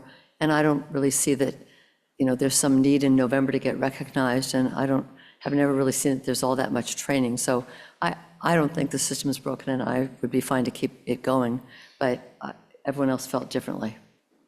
Yeah, I think it's really important to be consistent with every other jurisdiction in Marin and to capitalize on the training in Sacramento and to also have everyone onboarding from all the various jurisdictions to the JPAs at the same time.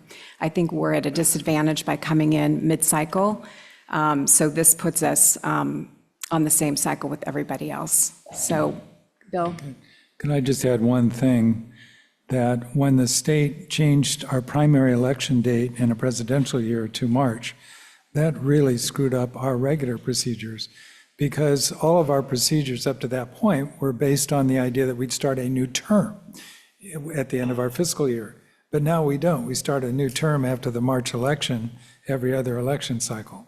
So I think that this change will finally not only coordinate us with these other jurisdictions, but allow us to now get back to some kind of, after an adjustment period, some kind of regular schedule as to when we change committee assignments, when we have a new mayor, and when we have a new mayor pro tem. And as I say, there will be a transition. We're in that transition now, I think. But so I think this is a necessary change. Anyone else want to make any comments, or could we have a motion, please? Move to approve item 8, resolution, what is the resolution number? Or first reading, I guess, of ordinance 730. I'll second. Mayor McMillan? Aye. Councilmember Dowling? Aye. Councilmember Kircher? Aye. Councilmember Salter? Abstain. Mayor Pro Tem Robbins? No, All right, With a vote of 3, the motion passes. Thank you, Cindy. And number 9, Town Council consideration to adopt resolution number 2516, approving design guidelines for assessing no net increase in stormwater runoff in development permit approvals. Rich? Yes, thank you, Mayor McMillan and Town Council members, Rich Simmons, Public Works Director.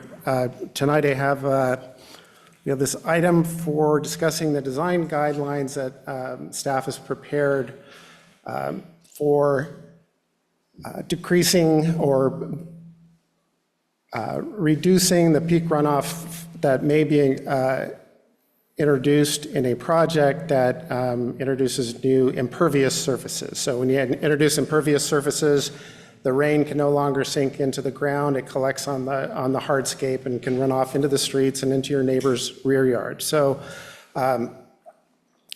we've developed a set of guidelines that don't really exist that I know of in the public agency development world.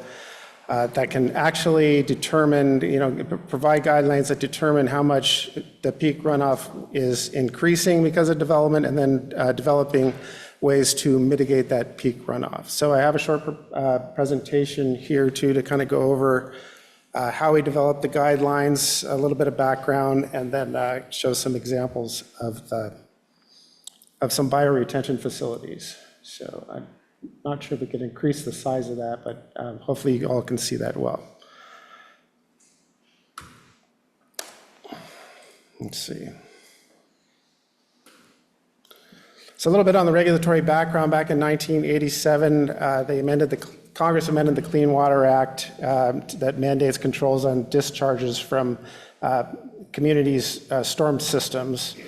And acting under federal mandate, the California Water Code, California water boards required the cities and towns and counties to regulate activities which can result in pollutants entering their storm drains. I remember back in 1987, I was a young engineer working for a private developer, consultant, and we were on the forefront of starting to develop these measures for water treatment. There was no real requirement for reducing the peak runoff at that time. So I've been paralleling the development of this legislation since, for almost 40 years in my own private career. And it really took us by surprise, but it has developed over the years into a nice comprehensive way of treating runoff from the larger development projects. The guidelines that we're presenting tonight are for the smaller residential projects of less than 5 acres, which there aren't really any guidelines, again, that I know of that can address the small watersheds. So moving on to 2013, the State Water Resources Control Board reissued the Phase 2 permit, Stormwater National Pollution Discharge Elimination System permit for small municipal stormwater systems. So the town of Ross has been issued this Phase 2 stormwater permit by the state of California. So we are required under this permit to regulate the stormwater discharge from the projects that we approve. And again, these conditions from the state are mainly address projects that are introduce over 2,500 square feet of impervious surface. So rarely will we see a project in Ross that triggers that requirement. However, the town of Ross did develop design review, planning code and building code to introduce these requirements into our small development projects. So currently the town, we have not adopted procedures for implementing the on-site detention features that will help staff determine that this no net increase in runoff requirement is being met. Standard low-impact development practices provide some detention benefits, but the hydraulic analysis supporting it is related to water quality treatment only. That's making sure that pollutants that don't enter into our municipal storm drain system from private development and public development as well. The detention storage is the only feasible way to reduce the additional runoff created by adding new impervious surfaces to a property. Evaporation and infiltration in the Ross Valley is not practical because of our mild climate and our clay soils. So we have to have a way of retaining the water in a pond, sort of like a bathtub, and let it release slowly so that the peak runoff is mitigated. You get a longer duration of a slower runoff from the detention storage.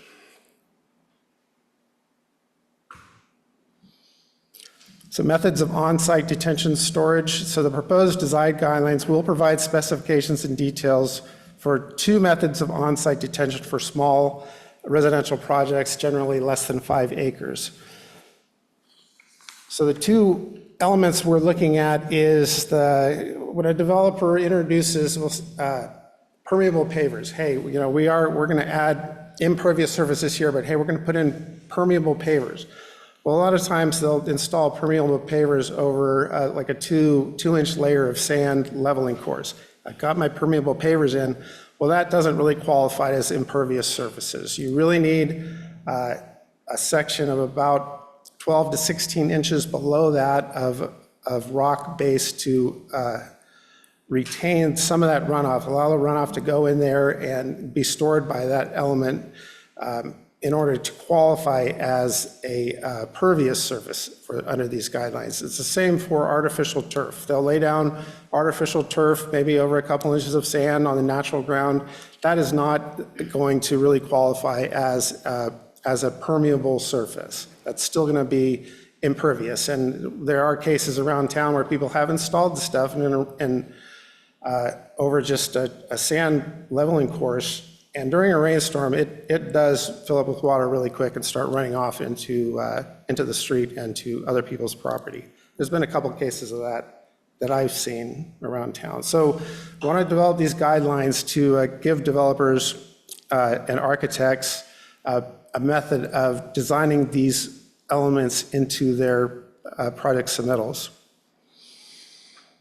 So the other method is a detention storage using bioretention basins. So let's say you're adding an ADU or you're increasing the footprint of your house by 200 square feet of roof area. Well, you've increased the net impervious surface of your project or your lot by 200 square feet. A person could remove asphalt or concrete paving and replace that with properly designed impervious surfaces or permeable pavers. Or they could implement the design of a bioretention basin where the roof leaders will drain into a pond, and then the pond will slowly release the runoff and mitigate the increase in peak runoff of a project.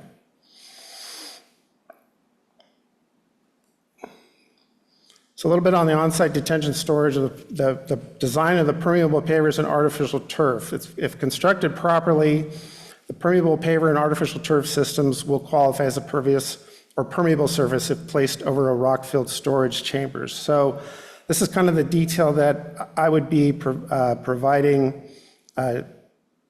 architects and contractors in order to get their concrete pavers and artificial turf to qualify as permeable surfaces. It's about a 16-inch thick, it's about a 6-inch layer it's a little more than that. It's about a 12-inch layer of rock, generally graded. We have a larger diameter rock at the bottom, medium graded drain rock, about inch drain rock at the center, and then a 1/4-inch sized layer at the top. So that'll provide, and you put a permeable pipe in the center of the lowest level, and that'll provide the adequate storage to qualify these as permeable pavers.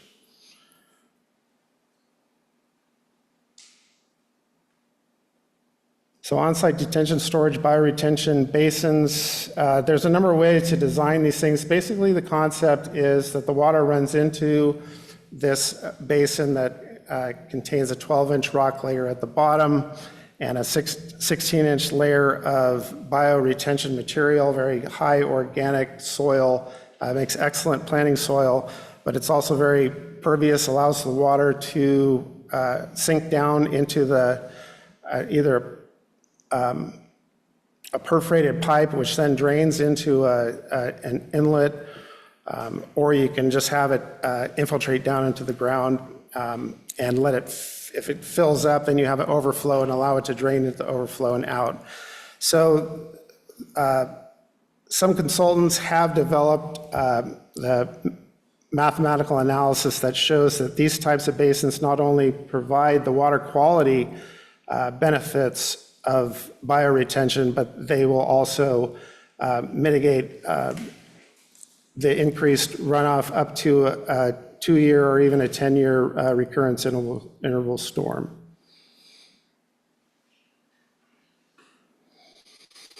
So the considerations for these design guidelines, we're going to provide definitions for what can and cannot be classified as a permeable pervious surface. Operation and maintenance of the detention features will be the responsibility of the property owner. The size of the basin required can easily be calculated by comparing the square foot areas of the impervious surfaces that are present before and after the project. If there's an increase, you multiply that increase by 0.08 to get the required area of the basin. This is double the size requirement developed from the hydraulic assessment, which used 0.04 as the sizing factor. So we've got a ×2 factor of safety in our sizing of these basins. And for small impervious surface increases on large open lots, we can make exceptions, we can consider exceptions at the discretion of the town engineer. So some examples of local bioretention basins. This is 9 Woodside. This is a picture of their backyard detention storage that they did. This is just after construction. I would have liked to see what it looks like now. It's probably very well grown out and beautiful, but it still looked pretty nice when they finished constructing it. So this is the backyard of 9 Woodside. This is at 40 Madrona. This is just a small rain garden type. You can see the roof leaders that drain into this planter area. It'll infiltrate down, or in heavy storms, it'll start filling up this basin and drain into the little drain you see there on the corner. And that will mitigate, this was sized to mitigate the increase in impervious surface that they added to this project. They added a ADU to their backyard. So we calculated that they would need a little basin this size to mitigate that increased runoff. So I've been implementing these policies over the past few years, and if anyone, no one has really said, well, hey, what ordinance do you have that requires me to do it? I say, we don't. We encourage it through our planning and our building permit, building code. So we encourage you to do it. Well, now these, the guidelines and the recent changes to the building code, section 15, now requires that they use these methods to reduce the peak runoff from increasing the impervious surfaces from a building project. This is a bioretention basin. This is on Brookwood. I remember them doing this about 7 years ago, and it's grown out very nicely. It still functions as it's supposed to, but the plants have all grown out, and they look very healthy there, and it's a nice addition to their front yard. So in conclusion, staff recommends that Town Council consider and adopt resolution number 2516, approving the design guidelines for assessing no net increase in stormwater runoff and development permit approvals. That concludes my presentation. Thank you. Thank you, Rich. Council questions? Matt? So thank you for providing this. Are there cost estimates on how much it costs to create these detention basins? I don't know what those costs would be, but the one was just recently built up on 74 Baywood, and I can get a cost for that. But I would think they're very inexpensive. It's just rock and this bio-retention material and a little bit of grading.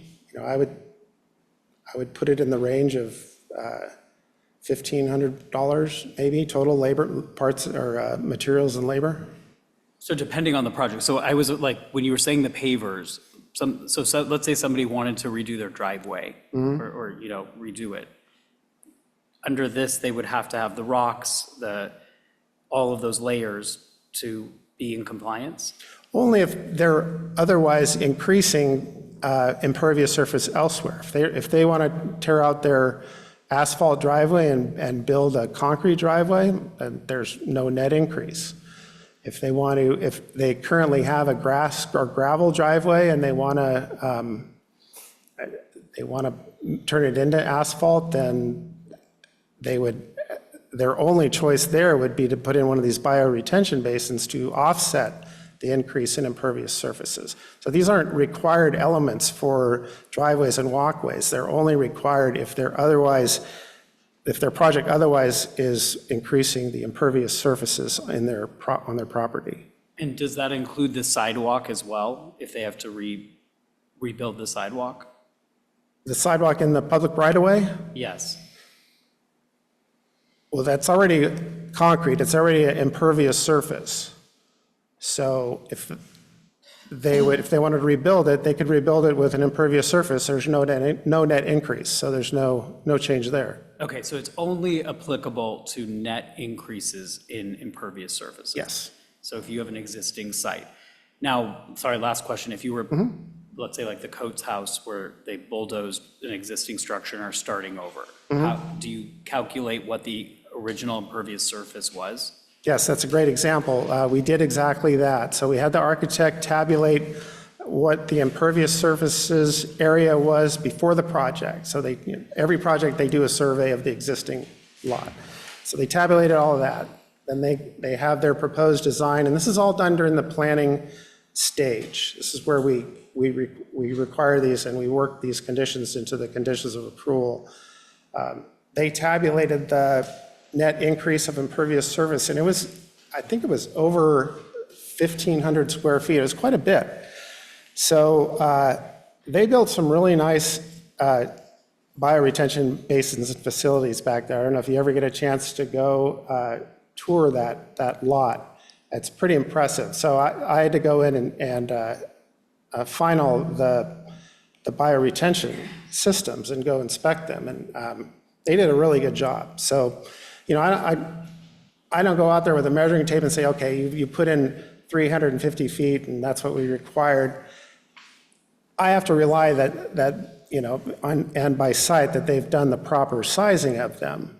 And the plans show the proper sizing, but whether they built them that way, you know, we pretty much have to eyeball them. But it looks like they did a great job of intercepting the runoff, running it through these bioswales, and then they've got a little creek that runs through there that the bioretention swells just kind of trickle out into the creek during a rainstorm. So it's a great example of this policy at One Shady.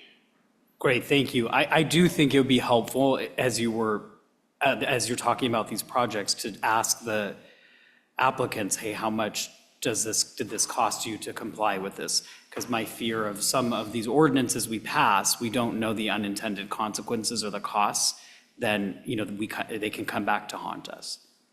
Well, it's a cost benefit type approach that is the philosophy of these guidelines and this ordinance, is that we do get complaints of, you know, this person did this project and now I'm getting all this runoff into my backyard. Well, now we can tell them, you know, we had them mitigate scientifically any increase in their runoff up to a 10-year event. And, you know, it takes less than a 10-year event for water to go overbank on Sylvan Lane. So staff needs to consider that there is a significant benefit for implementing this type of policy when you are proposing an increase in impervious surfaces. But I can find out that information for you. So I have a question. Elizabeth? And so these are very helpful guidelines because it's clear what's impervious and what isn't, and how you mitigate. I'm still a little confused, but it's something that maybe would be for another discussion, exactly when we're implementing this. So if someone builds a swimming pool, they have to do a retention basin based on this. Is that correct? Yes. I mean, to me, it seems a little, you know, you mentioned that the state only requires no net runoff when it's 2,500 feet, and a swimming pool is probably 500 feet. So we're kind of going way over what the state would require. And there may be times where that's reasonable, but I kind of agree with Matt that there may be a lot of costs associated with that, and people are already telling us it costs a lot to build. So, but in any case, the answer is anything that you do that increases impervious surfaces, they have to go through this procedure. Is that right? That's right. Or remove a like amount of existing impervious surfaces. So If somebody buys some property that's basically not developed and they want to put in a driveway, would there be like an exception because, I mean, they've got like almost no impervious surfaces and they're kind of building in the patios that everybody else has? Or does that count as they've got to, have a detention basin because they are increasing impervious surfaces? That this policy would require that if they increase the impervious surfaces, that they put in some sort of bioretention. Now, again, it's a small basin. If you've added 1,000 square foot patio, 0.08 times 1,000 is 80. So you need 80 square feet of a little bioretention pond where you can plant grasses and flowers and plants. So that's like an 8 by 10 box in your front yard or backyard. Yeah, the answer is yes, that would apply, or the policy would apply in that case. Rich, maybe you could just explain the philosophy behind requiring no net increase in runoff. Well, yeah, generally breaks down to the reduction of these localized flooding going into people's backyards, coming down the streets, flowing over the streets and off into the canyons. When you decrease the impervious surfaces, you're increasing the groundwater recharge, which is a very valuable resource.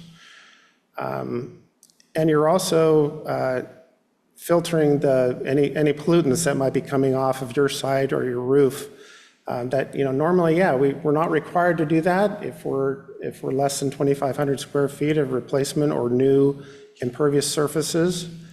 But the general plan and the design review guidelines and the building code already strongly recommend that we do this. And if it's a general plan policy, I think this is aligned with the town's goals and the vision set forth by the general plan.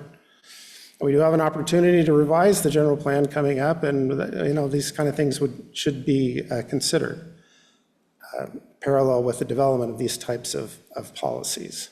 The requirement to have no increase in runoff, is that in 15.54.010? That's the requirement? That's where where it lives? Yes, that's generally the building code is chapter 15 of the municipal code. Okay. I mean, the general plan, but it's an old one, it did say should use permeable surfaces. We were like in the should category with the general plan, but you're saying that our building code in 15.54.010B says you have to. As of the end of this month, because these are the recent changes that were done on our municipal code, the recent cleanup, which I believe goes into effect towards the end of this month? August 12th. I have to say, I didn't realize that huge cleanup included tightening this. I mean, as I mentioned to you, I wouldn't have tightened it, but maybe that's something to continue to discuss in the future. Yeah, anybody else? So, July 12th. sorry, July 12th is the date. Excuse me, yeah, it's 30 days from adoption, which was on June 12th. So it's So just July 12th. regarding the pool question, I think that we see a lot of people building pools. What if they don't have space on their land to add another one of these detention basins? Like, how do we mitigate that for them? So they have space on their land to build a swimming pool, but they don't have space on their land to build a bioretention. It depends on the condition. So yeah, there are some small lots on like Glenwood down by Bolinas, just the standard 50 by 100 or 50 by 150. The policy is structured somewhat to take these into account on a case-by-case basis. So,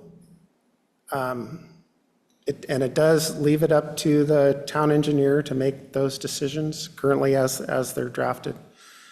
So, Again, so yeah, it's a small increase. They can put rain barrels at their roof leaders, something that's got the 12 inches of rock and 16 inches of soil in a wine cask, maybe, something. I mean, there's a lot of things they can do. They can get creative, I think.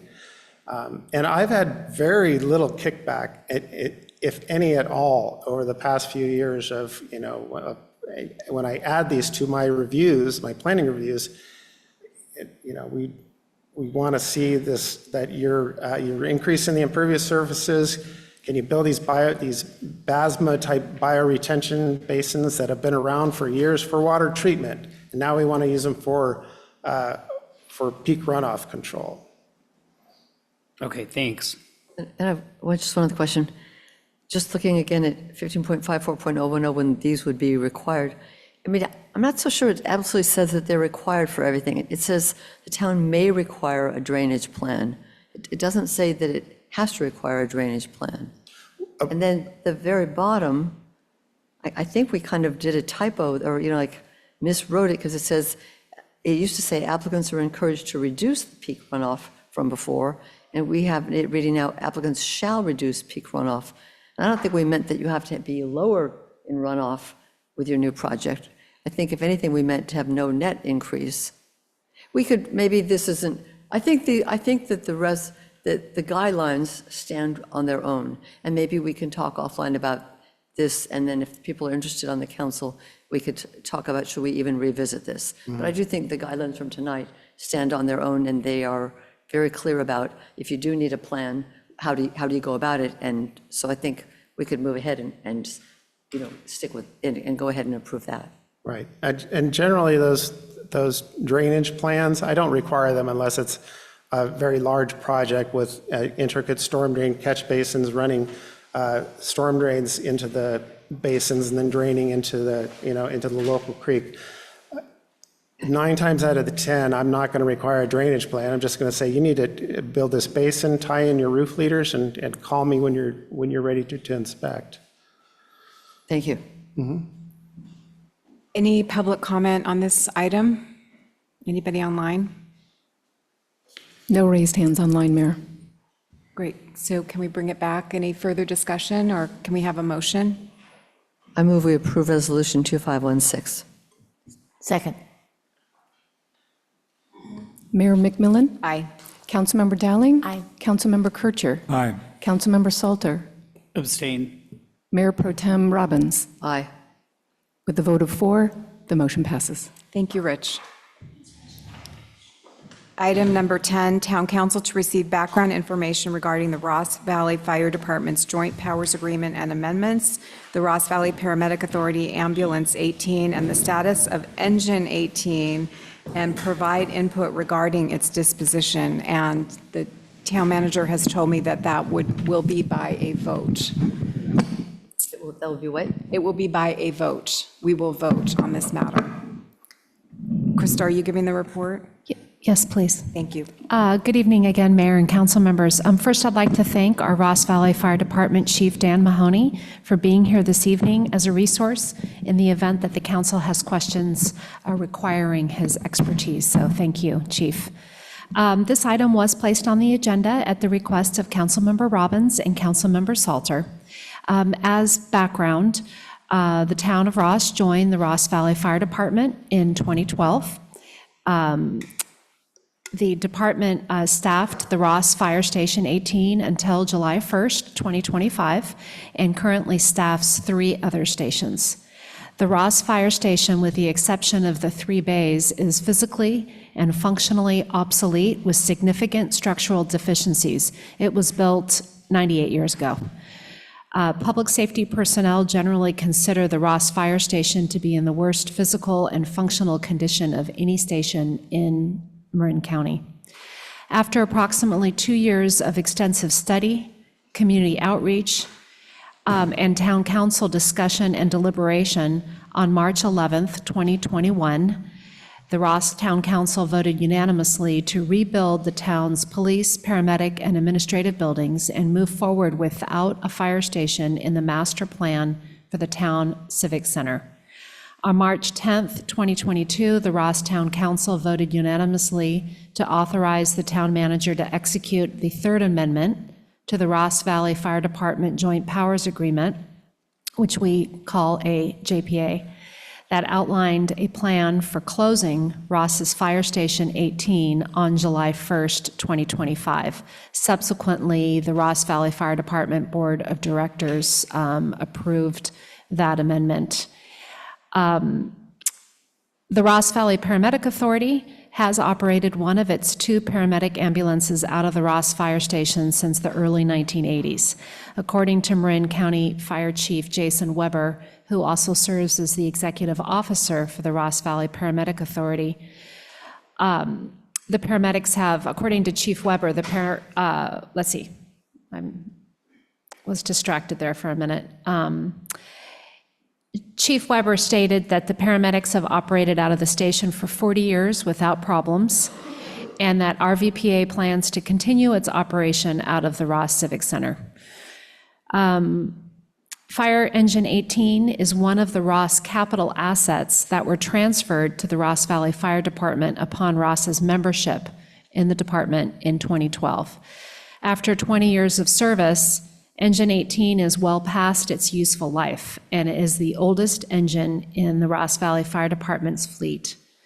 On July 1st, 2025, just last week, the engine was taken out of service and is currently being prepared to be sold by the Ross Valley Fire Department.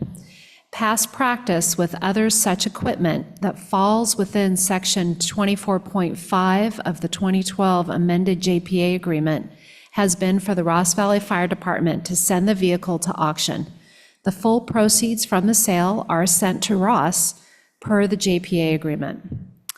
2 council members have expressed the interest in garaging and maintaining Engine 18 so that it might be used in the future.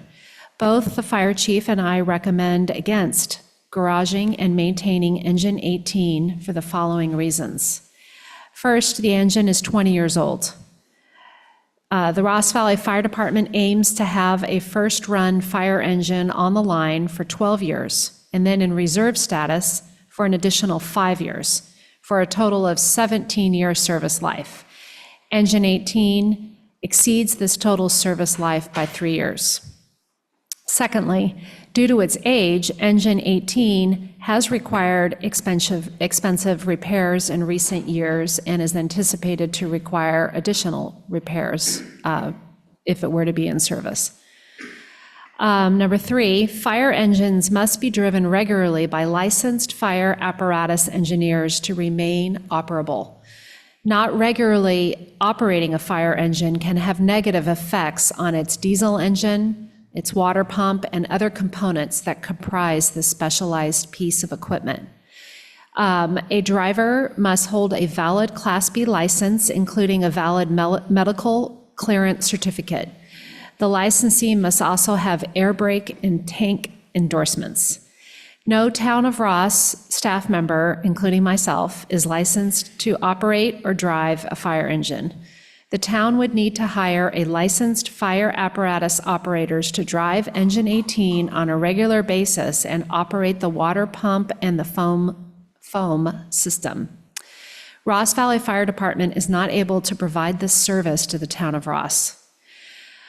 The 4th reason is fire engines, especially those that are as antiquated as Engine 18, require extensive daily maintenance to be kept in decent operable condition.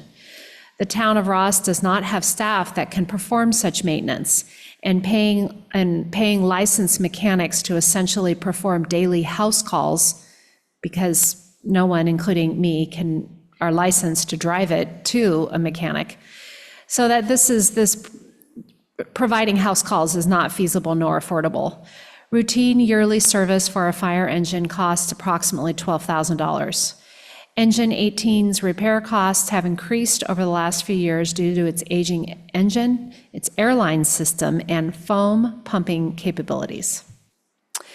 The idea of garaging Engine 18 to be deployed in the event of a major wildfire is not feasible. If the engine is not associated with a recognized Marin County Fire Agency, it shall not respond to any incident.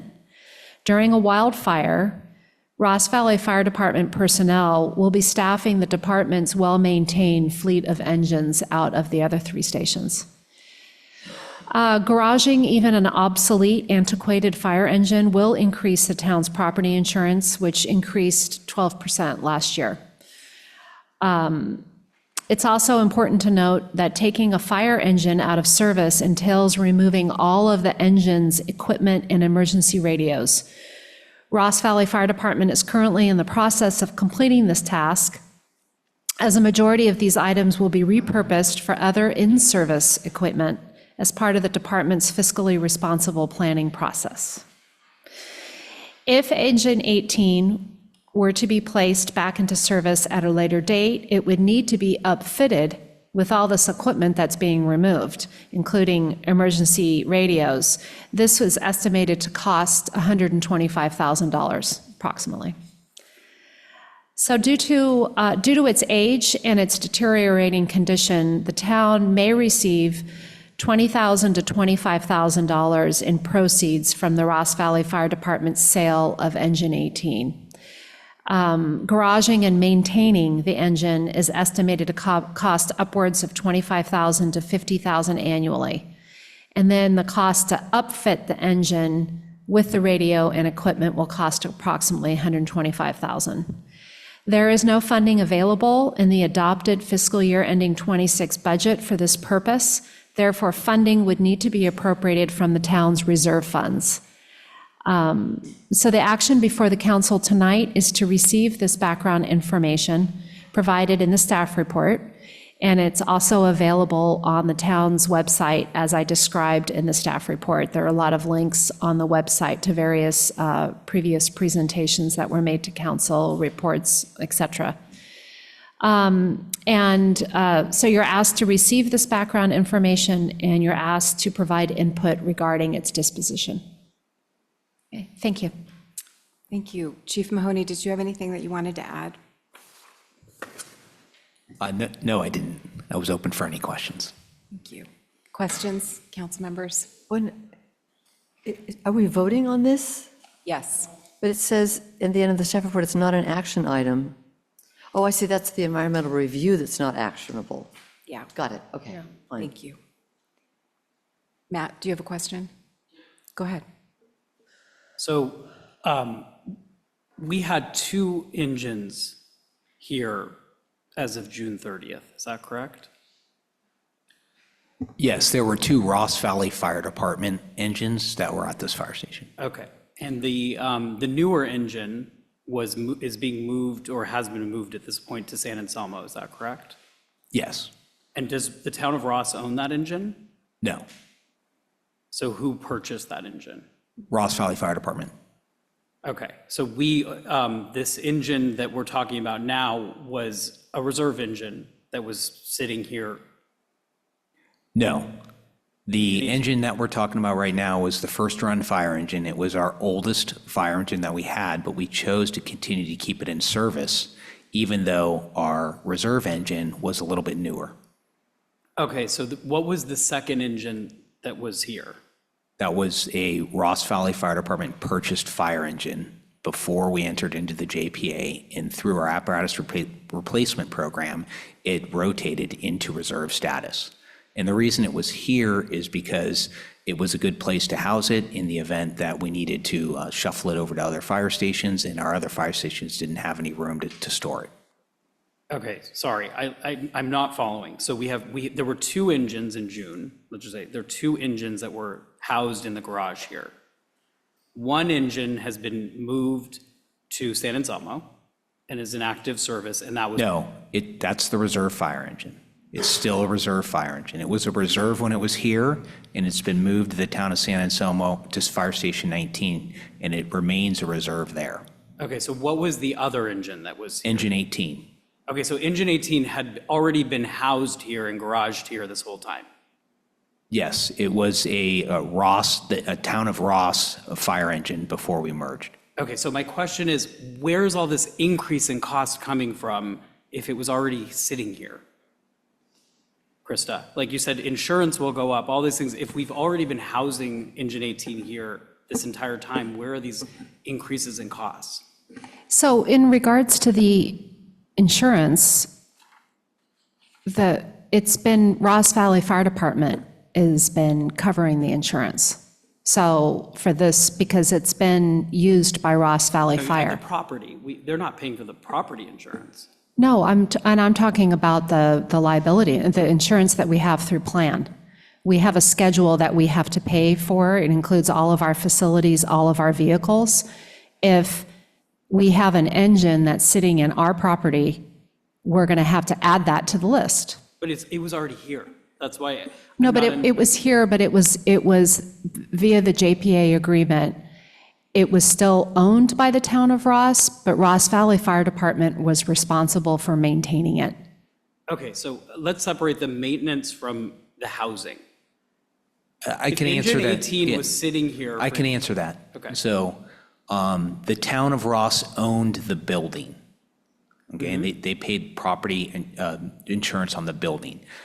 The Ross Valley Fire Department paid insurance for the contents of the building, and it paid insurance on the actual fire engine. So if we no longer need the fire engine and it goes to the town of Ross, then the town of Ross would then have to take on that liability to insure the fire engine and whatever the contents of are on the fire engine that are inside, that is parked inside the engine bay. Okay, it's not very clear to me that if the engine was sitting there and was in reserve status, that all of a sudden, now that you've moved the other engine away, there's all these increased costs. If they are, I'd love to see the detail of what the RVP, Ross Valley Fire Department, was paying for all of these costs for Engine 18 that will now be transferred to the town. So the insurance is not going to be the biggest, if it's not the biggest one. It's one of 8 reasons why, and I think I needed to be transparent with the council. There are costs associated with keeping it there. One part is going to be a certain amount. I don't know how much the insurance is going to increase. I'd have to do all the work with our risk management, Could it Jay. be 12% or something? No, I said this current year, the town's total insurance cost increased by 12%. So I'm making the point that our insurance costs are going up dramatically every year. Adding this vehicle to the list of facilities and vehicles that the town has to insure is going to logically increase our insurance. That is just one small part, but the biggest part of what the cost to the town would be is this maintenance. We're not going to have Ross Valley Fire Department staff maintaining it while they're on shift. No, but we could So- choose not to maintain it if we wanted. It could just sit there. And one of the bullet points in the staff report says that you have to provide continuous maintenance to make sure that this is operable. If the council's intent were to be to keep this, if you want it to be used someday, you have to put money into it. It's not like your car in your garage. And the chief can speak more to this, but if the council's intent is to make it into a museum exhibit and never operate it again, well, sure. You take all their equipment off, you get rid of all the oil, and it just becomes a skeleton, and it's sitting in the garage, well, yeah, then you're not going to have to pay as much. But if your vision is that it is operated in the future as a fire engine, we're going to have to put a lot of money into it. And one of the things we're going to have to put money into it is we don't have staff or mechanics or people that are licensed to drive it. We're going to have hire people to come in and do that. Okay, so just on the driving piece, all of the paramedics are firemen here. They're all Marin County firemen. I assume they know how to drive a fire engine. I'd ask the chief to. Yeah, I can't speak for the Marin County Fire Department employees. I can't say that they have their Class B license and are certified to drive or not. I know that they can drive an ambulance, but I can't speak to that. Yeah, well, we could find out, since we have Marin County firemen stationed in our thing. This is something we could find out. But that, the paramedic authority is not, that's not their responsibility. I know that's not theirs. I'm just saying that we could find a way if we wanted to, or we could have a contract with them to drive the engine if we wanted to. Thus equaling this approximate cost. We're going to have to pay somebody. If the consensus of the council wants me to move forward with this, exploring this, okay, sure. I'll ask Chief Weber of Ross Valley Paramedic Authority if the town of Ross can pay their paramedics. But remember, their priority is to respond to calls, to paramedic calls, not to be around to maintain an engine. I doubt they're going to want to do that. Certainly happy to ask them. Okay, and my last question is, did we ask Ross Valley Fire Department if they wanted to maintain this engine as it was maintained as a reserve engine for the department? I asked Chief Mahoney, and as it says in the staff report, they are not able to do that. And he's right here, so we can ask him again. Yeah, that's right. We have our own fleet, and this engine is obsolete, and we don't need this engine anymore. And we have plenty of other engines that we need to focus on as our first run engines and our reserve fire engines. So we don't have the ability to come and maintain it. Okay, thank you. So I have a question, and then Bill, you can go next. Chief Mahoney, would any fire department seek to own or try to operate a 20-plus-year-old engine? I would not recommend that any fire department, any career fire department that is staffed for 24/7 and always prepared to respond to emergencies would purchase this fire engine. In all honesty, if this fire engine was a good operating fire engine, we might consider keeping it, but it's not, and we have some pretty big concerns about its reliability. Its recent last 3-year visit into the service department, they have some pretty big concerns about the smoke opacity test, which is similar to a smog test. And they've noticed that the tailpipe gases are continuing to increase, and this engine will most likely need a top-end replacement, which is replacing all of the valves, the valve gaskets, and the O-rings along with the pistons. The O-rings keep the oil out of the combustion chamber. And so, for us right now, we don't feel that this engine is worthy of keeping. And one may ask, who would buy it when you put it up for sale? Our past experience has been that our last fire engine was purchased by a private property owner who wanted a fire engine on their property. And before that, our last reserve fire engine that we deemed, not to be in a reserve status was actually purchased by a nonprofit company and sent down to Guatemala for a reduced price to help the cause down there. Thank you. Bill? So if we sold it now, if it is sold, we're told it might get, $20,000 to $25,000. Well, it'll get whatever it gets. Yeah, right? I'm sorry, that was a Right. guess. The last one we got 5,000 for. Well, okay, something not real important, but something. So this is a depreciating asset, right? So we keep it, and arguably it's worth less as the years pass, correct? Yeah, that's correct. That's why we're choosing not to keep it ourselves. Now, let's say the fire engine is sold, the initiative passes, and some new fire department or entity operating the fire department in Ross needs an engine. They could go out and buy an engine, couldn't they? Like engine 18 for $5,000 or $25,000. There's no need for us to keep it here for that period of time.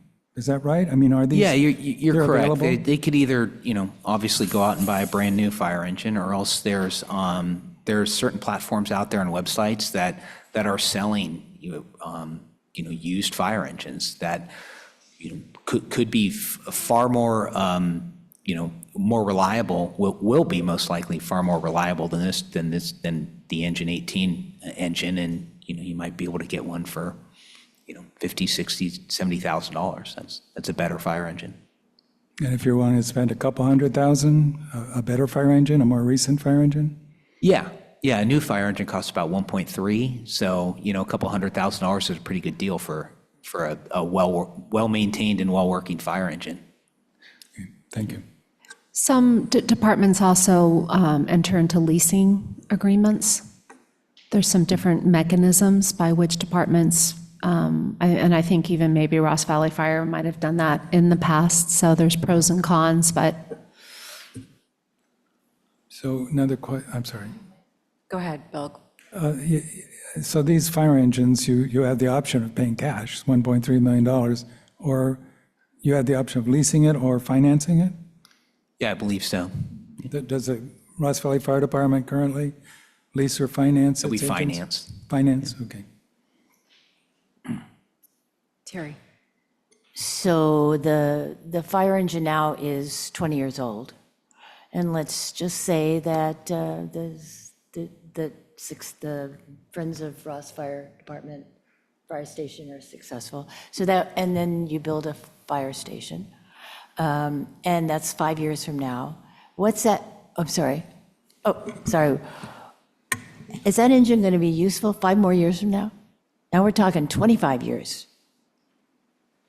Yeah, I mean, it depreciates definitely through the years and the longer it sits. And another thing to consider is if you're going to adopt a first-run fire engine, you want to make sure it's reliable because if it breaks down, you don't have another fire engine. Anyone else? Okay, Matt. So why wasn't the fire engine, if it was such in horrible shape, why was it not sold before? Because we were anticipating for the closure and being fiscally responsible and trying to pretty much limp it through the last year. Last year in fiscal year 24-25, we spent $36,115.18 on repairs on it. Sorry, 36,000? $36,115.18. That's what the fleet manager gave me. Okay. Let's open it up to public comment. Anyone in the chamber wish to make a comment?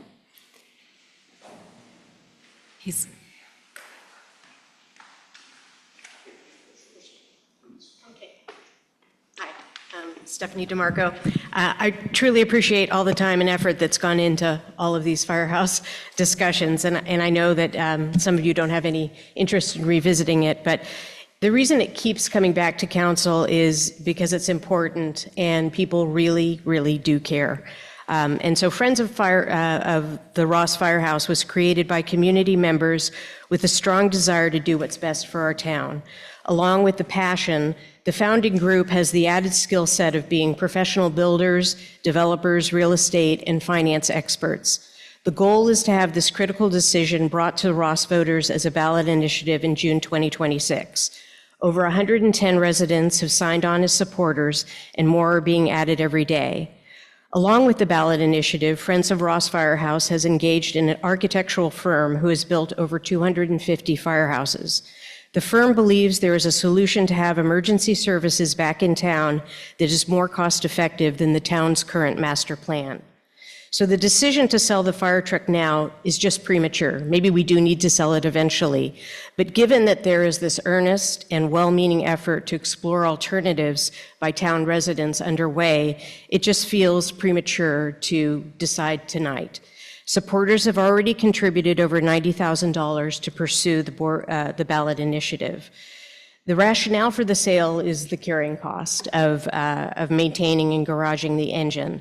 They're insignificant compared to the cost of buying a new engine. Friends of Ross Firehouse is committed, and we'd be willing to work with the town to cover maintenance expenses during the process over this next 9 months. I encourage you to take a breath here and just pause the decision on the sale of the fire truck. There's no reason to do it today. The Ross Firehouse has been here for over 100 years. Tearing it down guarantees that fire protection will never be housed in the town again, and never is a very long time. Please work with us to let this process play out. We all owe it to future generations to make the most informed decision possible. Thank you.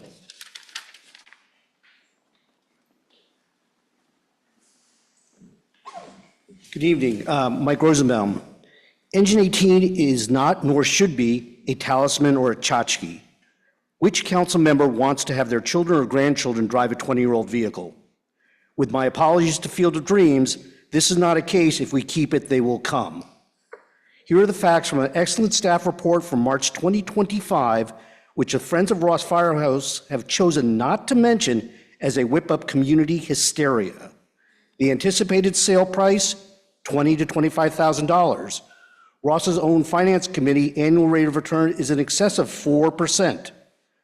Your costs are the garage of $25,000, annual maintenance of $12,000, higher cost of insurance, depreciation, retooling and retrofitting for a potential new Ross Fire Department is expected to be $125,000. I suggest tonight that the town of Ross sell Engine 18 to the Friends of Ross Firehouse at $5,000 lower than the fair market value. This is equal to the seller's premium at auction. The prior speaker said they've got $90,000. Perfect. Give the Friends 60 days to come up with the funds, and they can use this 20-year-old piece of equipment for birthday parties. No self-respecting first responder will select a firehouse that does not contain first-class equipment. Or Councilman Salter can get his Class B license and drive it around. Anyone else? Laura?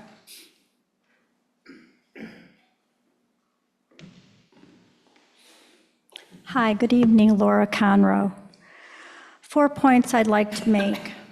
First, it's important for Ross citizens to understand that as of July 1st, last week, that because town council voted to close the fire station is closed, and there no longer is a fire station stationed in Ross to respond to emergencies.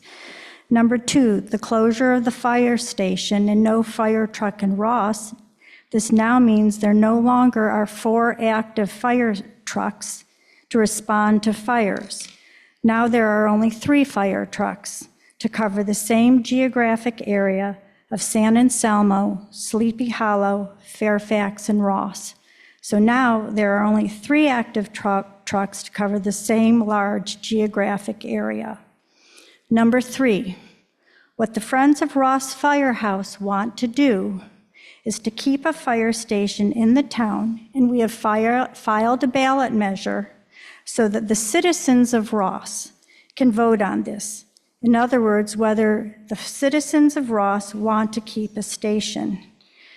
And I speak to any Ross town resident here or watching online to please go to friendsofross.com. That's an easy website to remember, friendsofross.com, and join the Friends of Ross and show your support. Number 4, the issue tonight is whether town council should hold off on deciding to sell the fire truck until Ross residents have had a chance to vote on the ballot initiative. In other words, is town council going to let the democratic process play out? Or by going forward to allow we, the people, to vote on this? Or is town council going to take the democratic process away and sell the fire truck before the people of Ross have a chance to vote? Will they vote to sell the fire truck for a mere $25,000 versus having to pay $1.3 million to buy a new truck when the ballot measure passes? $36,000 in an annual maintenance cost sounds quite reasonable compared to spending $1.3 million to buy a brand new truck when the ballot measure passes. I urge town council to please be responsible, to hold off making the decision on selling the fire truck until after the people of the town have had a chance to vote on this ballot measure. Thank you. Thank you. Anyone else in the chambers want to speak? Diane Redden? Hi, maybe I am different than other people, but I see it as two different issues. If the fire truck is so old that it is not reliable and nobody would use it, why are we keeping it? It's not, the fire, if we put the fire station back there, the firemen are going to say, not me, I'm not going to drive that thing. It is too old, it is unreliable. Save our money, and then we can buy a new engine, which is what we're going to have to do anyway. Thank you. Anyone else? Anybody online? Cindy?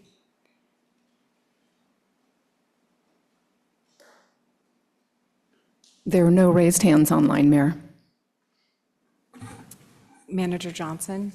I'd just like to make a clarification that the annual maintenance is not $36,000. $36,000, which I didn't know when I was writing the staff report, is what Chief Mahoney determined has been spent on. I want to clarify with you, Chief Mahoney, is that sending it out to a mechanic? Yeah, that were the repair costs Yeah. for the engine that I got from the fleet manager. But Ross Valley firefighters and captains and apparatus drivers, their employees conduct regular maintenance on fire engines and minor repairs depending on their skill level. Is that fair to say? Yeah, that's correct.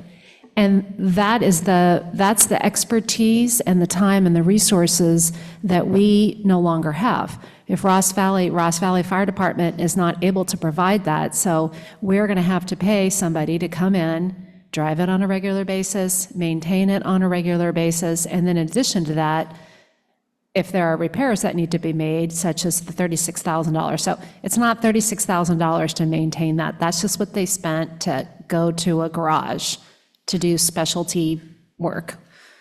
Thank you for the opportunity to clarify.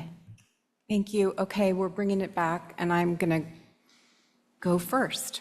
So the Ross Town Manager and the Ross Valley Fire Department Chief have strongly recommended selling Engine 18 for at least 8 separate reasons, as outlined in detail in the staff report and again here tonight.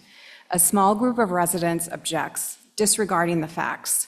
This group ignores the town manager and the fire chief's recommendations. After 20 years of service, Engine 18 is well past its useful life by at least 3 years and is the oldest engine in the fleet. It has been taken out of service and is currently being prepared to be sold. In support of retaining Engine 18 and this agenda item, this group recently submitted its ballot initiative, which would somehow compel the town to rebuild and operate a fire station, which already closed on July 1st. More than 4 years ago, after decades of deliberation and an extensive public process, Ross decided to close the fire station built in 1927 based on expert advice, including from experienced county and Ross Valley fire chiefs, whose priority is to ensure the safety of Ross residents and properties. This group disregards this information as it seeks to preserve an outdated facility with a poor layout, constrained circulation, and a history of flooding. To me, this is putting lipstick on the pig. This group is uninformed about how modern emergency services are delivered. Today, emergency calls are dispatched from the county's emergency command center to send the closest and most appropriate responder. Ross Valley Fire will continue to provide fire services to Ross. The San Anselmo station is 0.6 miles from the town border, and mutual aid services, regardless of jurisdiction from other fire departments, will also respond, including Kentfield, that is only 0.3 miles from the Ross border.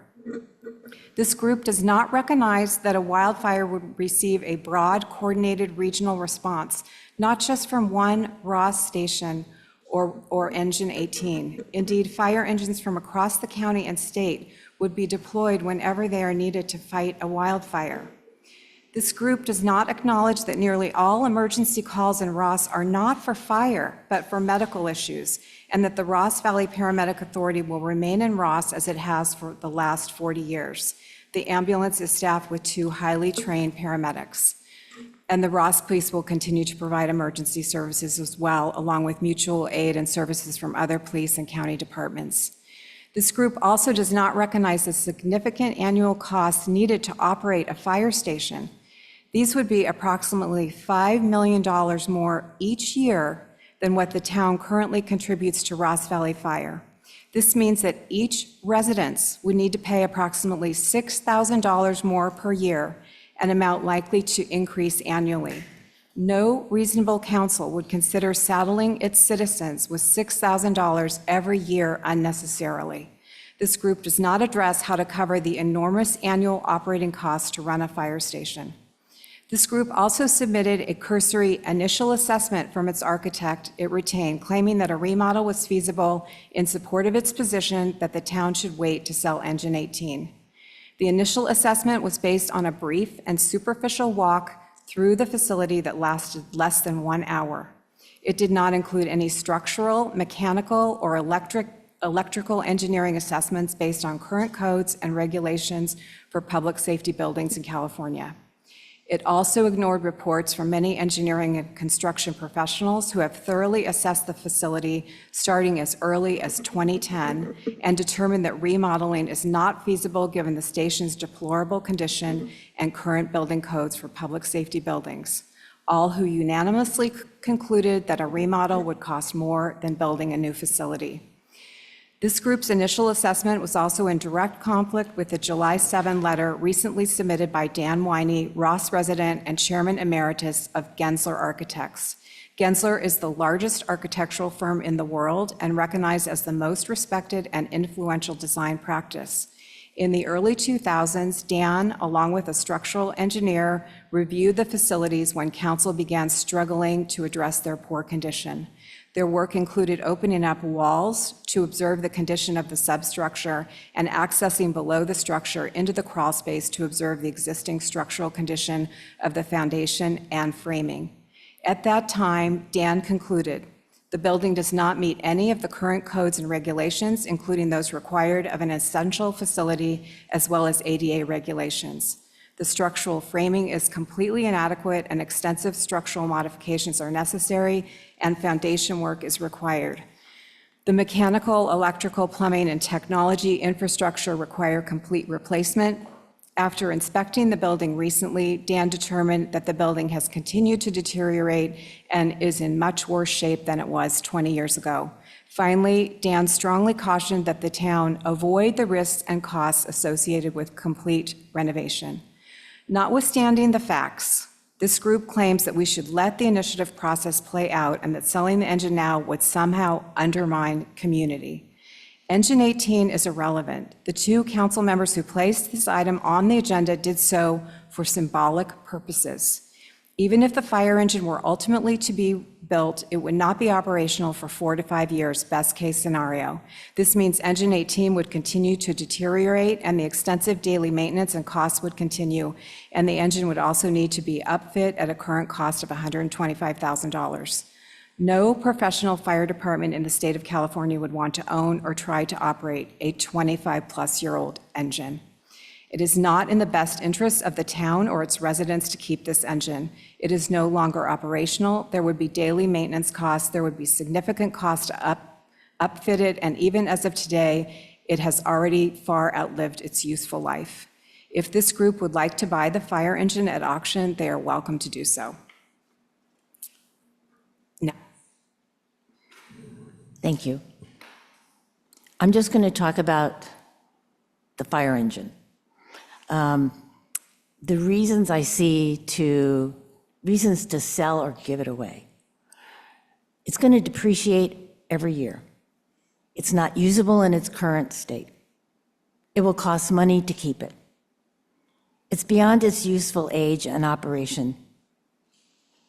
If we sell now, the funds could be used for, maybe set aside, if there is going to be a fire station. The fire station is closed. The reasons to keep it. It really would allow the Friends of Ross Fire Station, or Firehouse, the supporters of the Ross Fire Station, to feel heard and respected.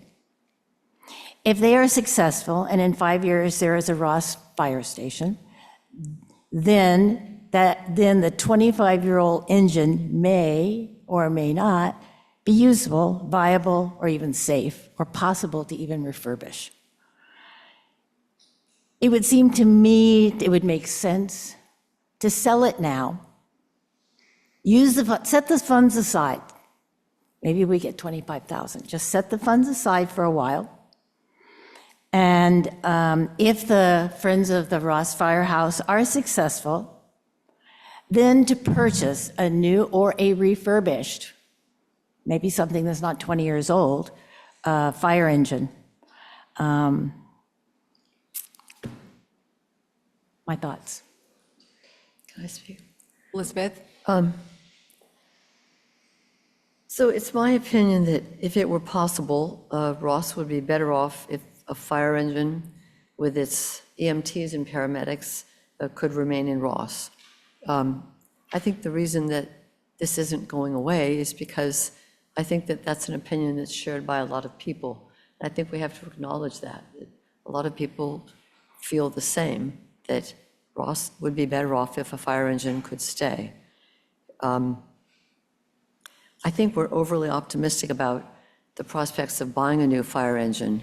I mean, I had been told that it can cost $2 million for a new fire engine and that there's a 3+ year waiting list for new fire engines. So if that's the case, I'm not so sure that, refurbished ones are so available.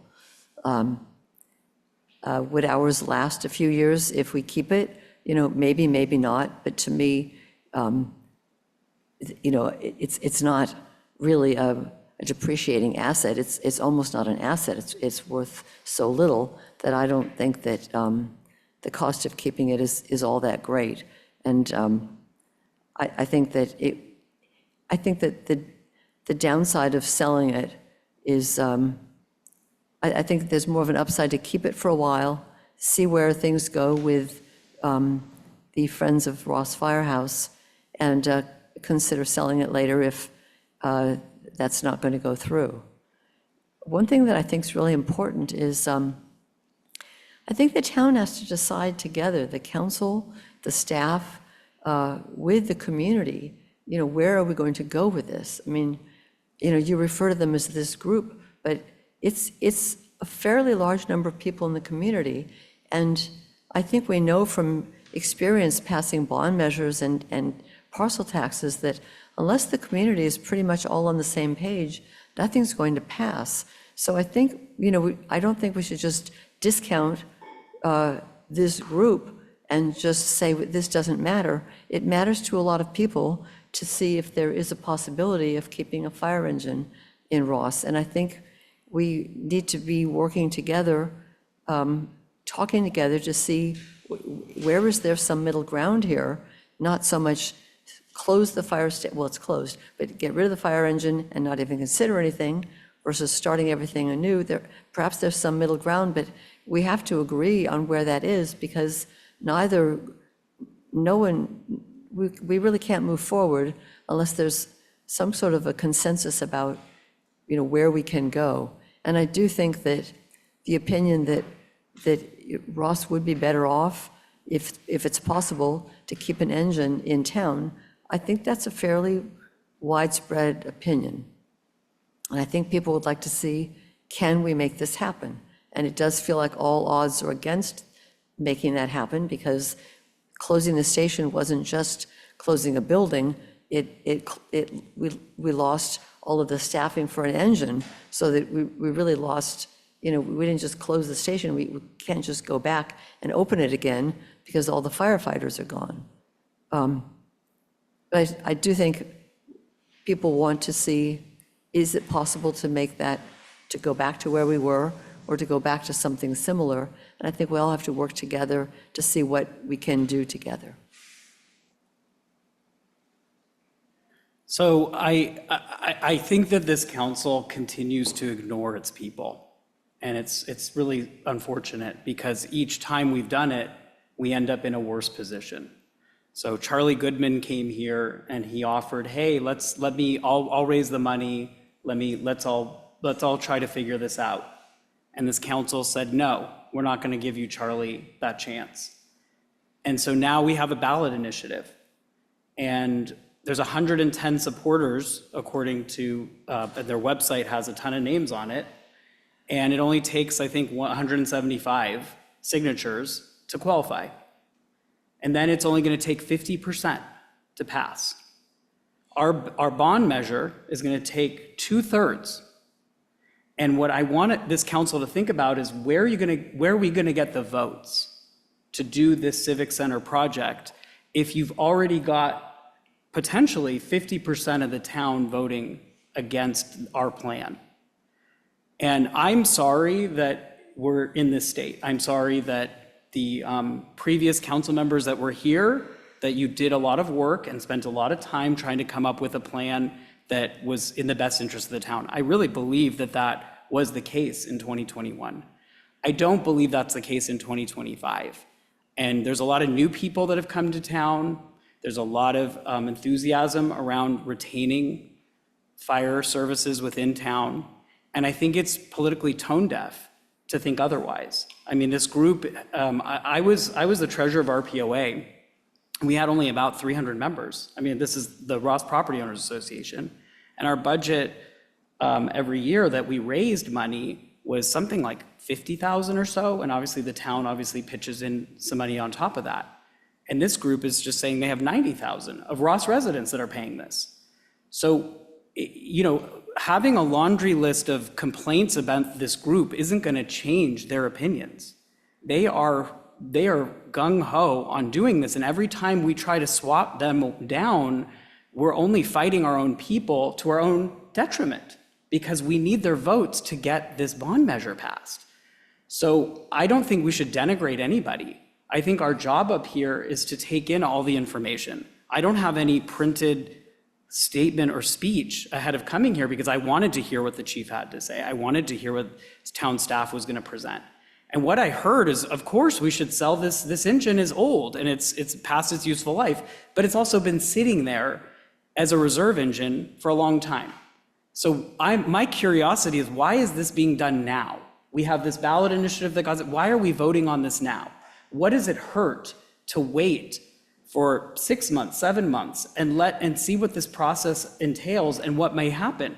It's obviously clear Engine 18 is not going to be a primary engine, but if we rebuilt the station, it might be a reserve engine again. It might just sit there in case the primary engine that we buy needs a sidekick when it goes down, the way that it's served in this capacity for many, many years. Chief Mahoney said, hey, it limped out the last year. Well, your reserve engine is that. It's a reserve engine. It's needed when your primary engine goes down. So I don't see any harm in waiting. And what I take issue with is trying to rush this decision.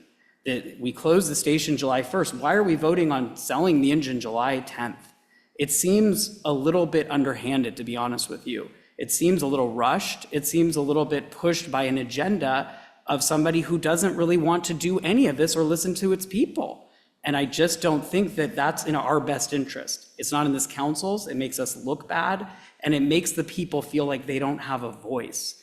And what we should be doing is listening to them, incorporating what they believe into our discussions and deliberations, and finding a path forward that the town can do together. Just like, interestingly enough, we talked about the schoolhouse, how the school bond measure failed the first time. And there was a committee created, and they had to take all the yes votes and all the no votes and try to find a path forward. Let's not make that mistake now.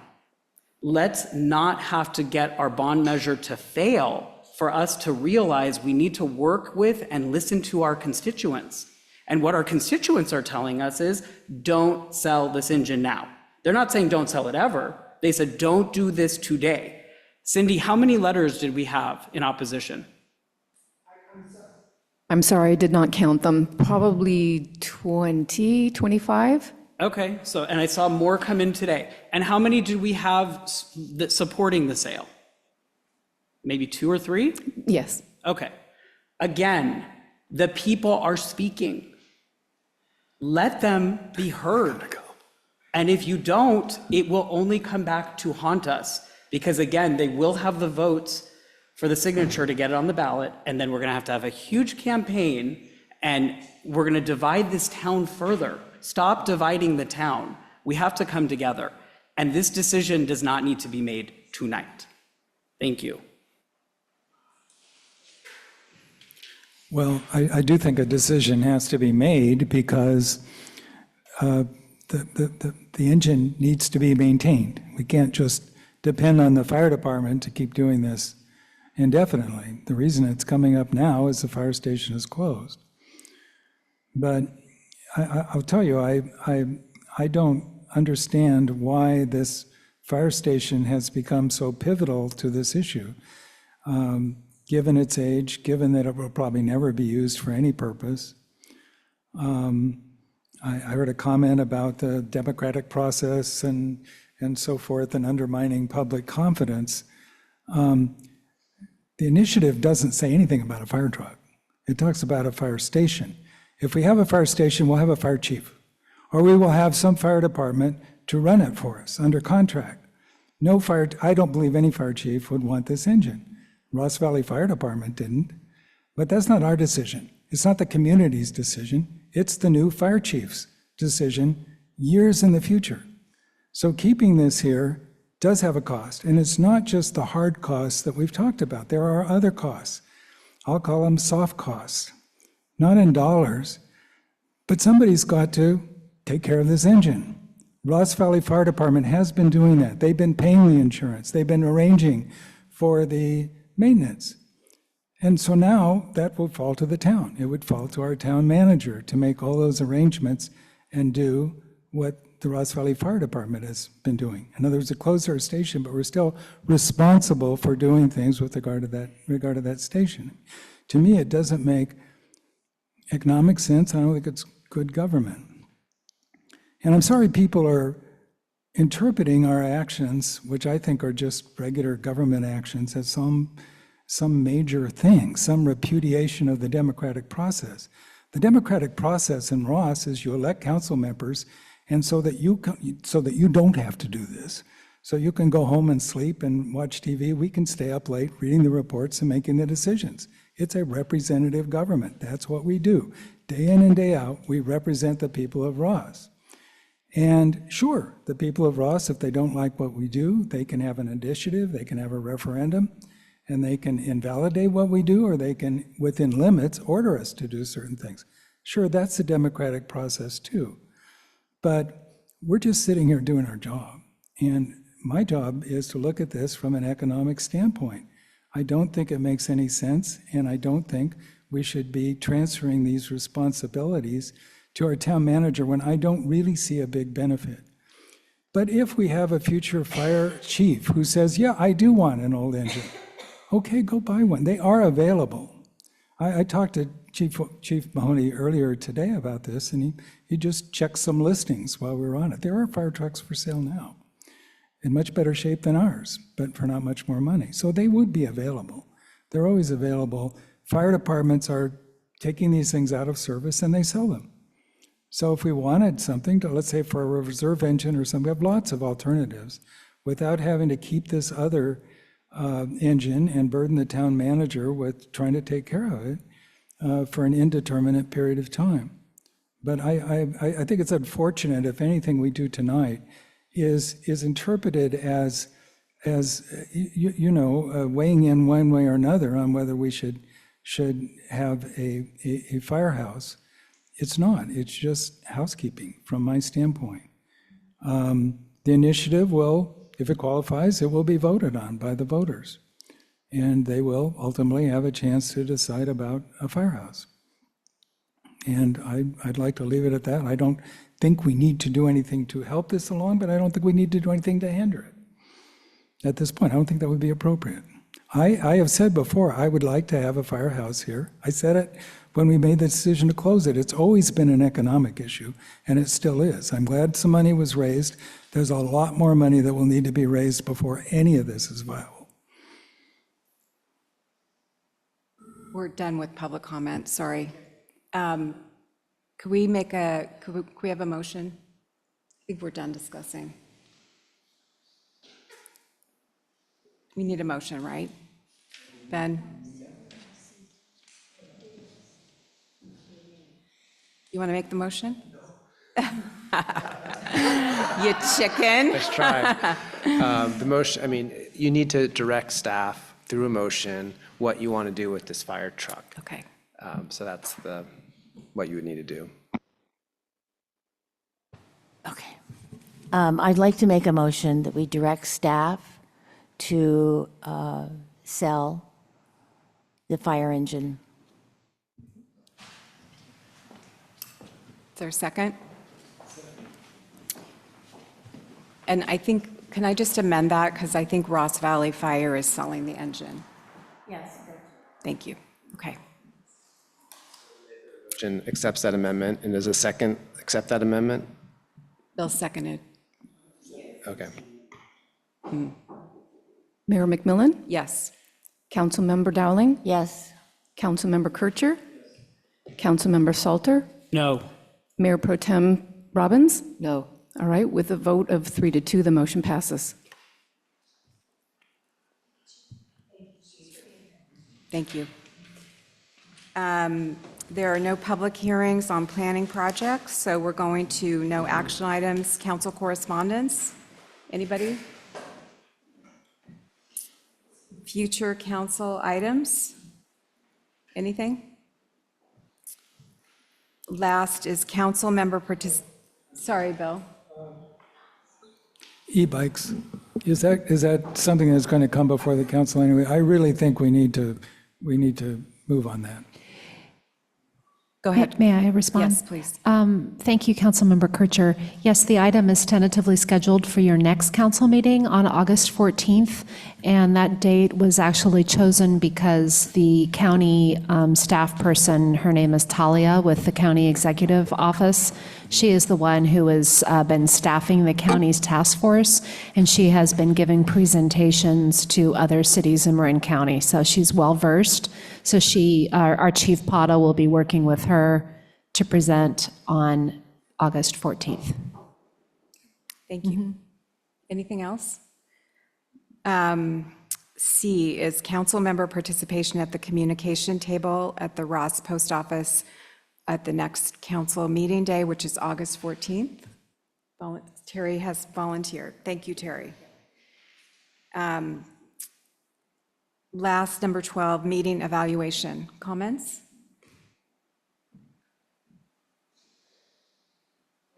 I would make one comment, which is just how we talk with each other at meetings. I think rather than say something like, the two who put it on the agenda did it for these reasons, I think it's better to say, I don't agree with putting it on the agenda. I think it's just a nicer way to share differences of opinion without calling people out. That's my opinion. I think we should try not to come to the meetings with prepared statements that were typed up before. I think it sort of doesn't sound like whatever was said in the meeting and whatever the public has to say is being incorporated if we're reading prepared type statements, and encourage us to keep an open mind when things are coming before the council, and that your mind might be swayed or might be changed by what you hear. And if we're just coming in, I know we all do a lot of research and we all have opinions, but I think it would be nice to incorporate what we're hearing, both in the public comment on that day and the witnesses that come before us to speak. And had I heard anything that would change what I typed up, I would have incorporated it, but I heard nothing new that would change my mind. And my style is to be over-prepared, so I'm sorry, but I'm probably not going to change my style on really big pivotal issues. I'm going to be prepared, and I'm going to have stuff typed up. And if I need to change stuff based on stuff that's discussed, I will. But that's my style, so I appreciate that you have a different style. Any other evaluation comments? I would say, I found that we spent maybe more time than I would have liked talking about the fire station, where really we were talking about the fire truck. And I know there's an overlap there that may or may not exist in the future. So I think it got confusing for people. And so I wasn't sure what to do about it.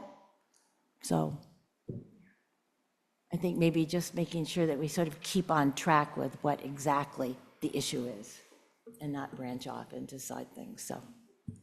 I think they are really interrelated, though, and people kind of conflated the two. But anyway, anything else people would like to say? I'll make one last comment. I think we should refrain from sort of talking about any groups in our public that are trying to do what they think is right and talking to about that they're misinformed or they don't understand. You may feel that way. I think, though, it is very hurtful to the public to feel like they aren't heard.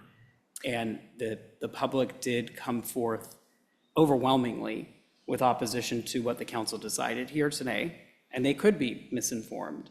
But when we talk about groups or anybody coming before us, I think we should try to be respectful of what they say, and we may disagree with it, but they have their rationale or their thinking, and be respectful of that. And if there's a campaign, there'll be time enough to have the merits of why or why not to do something. But I felt like the commentary was a little harsh of a group that is really just trying to save their fire station and their fire engine. And I think that the comments were very belittling. And I think that it will not go well with the public in general if they feel like they're not respected and they're belittled for their beliefs. It's very frustrating to me that this whole exercise is based on misinformation and hysteria. And I'm not sure how to get through to these people. Maybe you have some pointers for me to communicate with them better so that they understand the real information. But this whole exercise is based on not trusting the experts. I mean, you said that we're ignoring the people. This group, Friends of Fourth, whatever we're calling them, they're ignoring the experts and the data and the real information. Cut this off. We're talking about mean evaluation process. Okay. Should be about how we process and how we talk rather than Okay. substantive stuff. All right. So with that, we will. Well, no, I'll just leave it at this, Julie. I understand it's frustrating. And I think we all know that it's emotionally charged for all of us. It's a hard topic. And I think what I'm saying is more about how we sort of treat or talk to anybody approaching the council with their opinions. And they could be totally wrong, and we totally, look, there was somebody who came forward and said, I'm very biased, and I have these horrible things, and I need to recuse myself. And you know what, I have to just sort of listen to it and say, maybe he doesn't know me as well, that's okay, but I need to respect him and his opinion, and he's a citizen, and he has a right to come forward with his feelings. And all I'm saying is that we should try in our commentary, even if it is, we all have opinions, is just try to be respectful, try to let people feel heard. And the decision was made, but just, we don't need to sort of belittle or disrespect people. That's all I'm saying. And I felt like some of it was that way, and I don't think it serves us well overall as a council to make anyone feel that way, even if we vehemently disagree with what they have to say. Okay, we will adjourn the meeting. Thank you. Okay, thanks, everyone.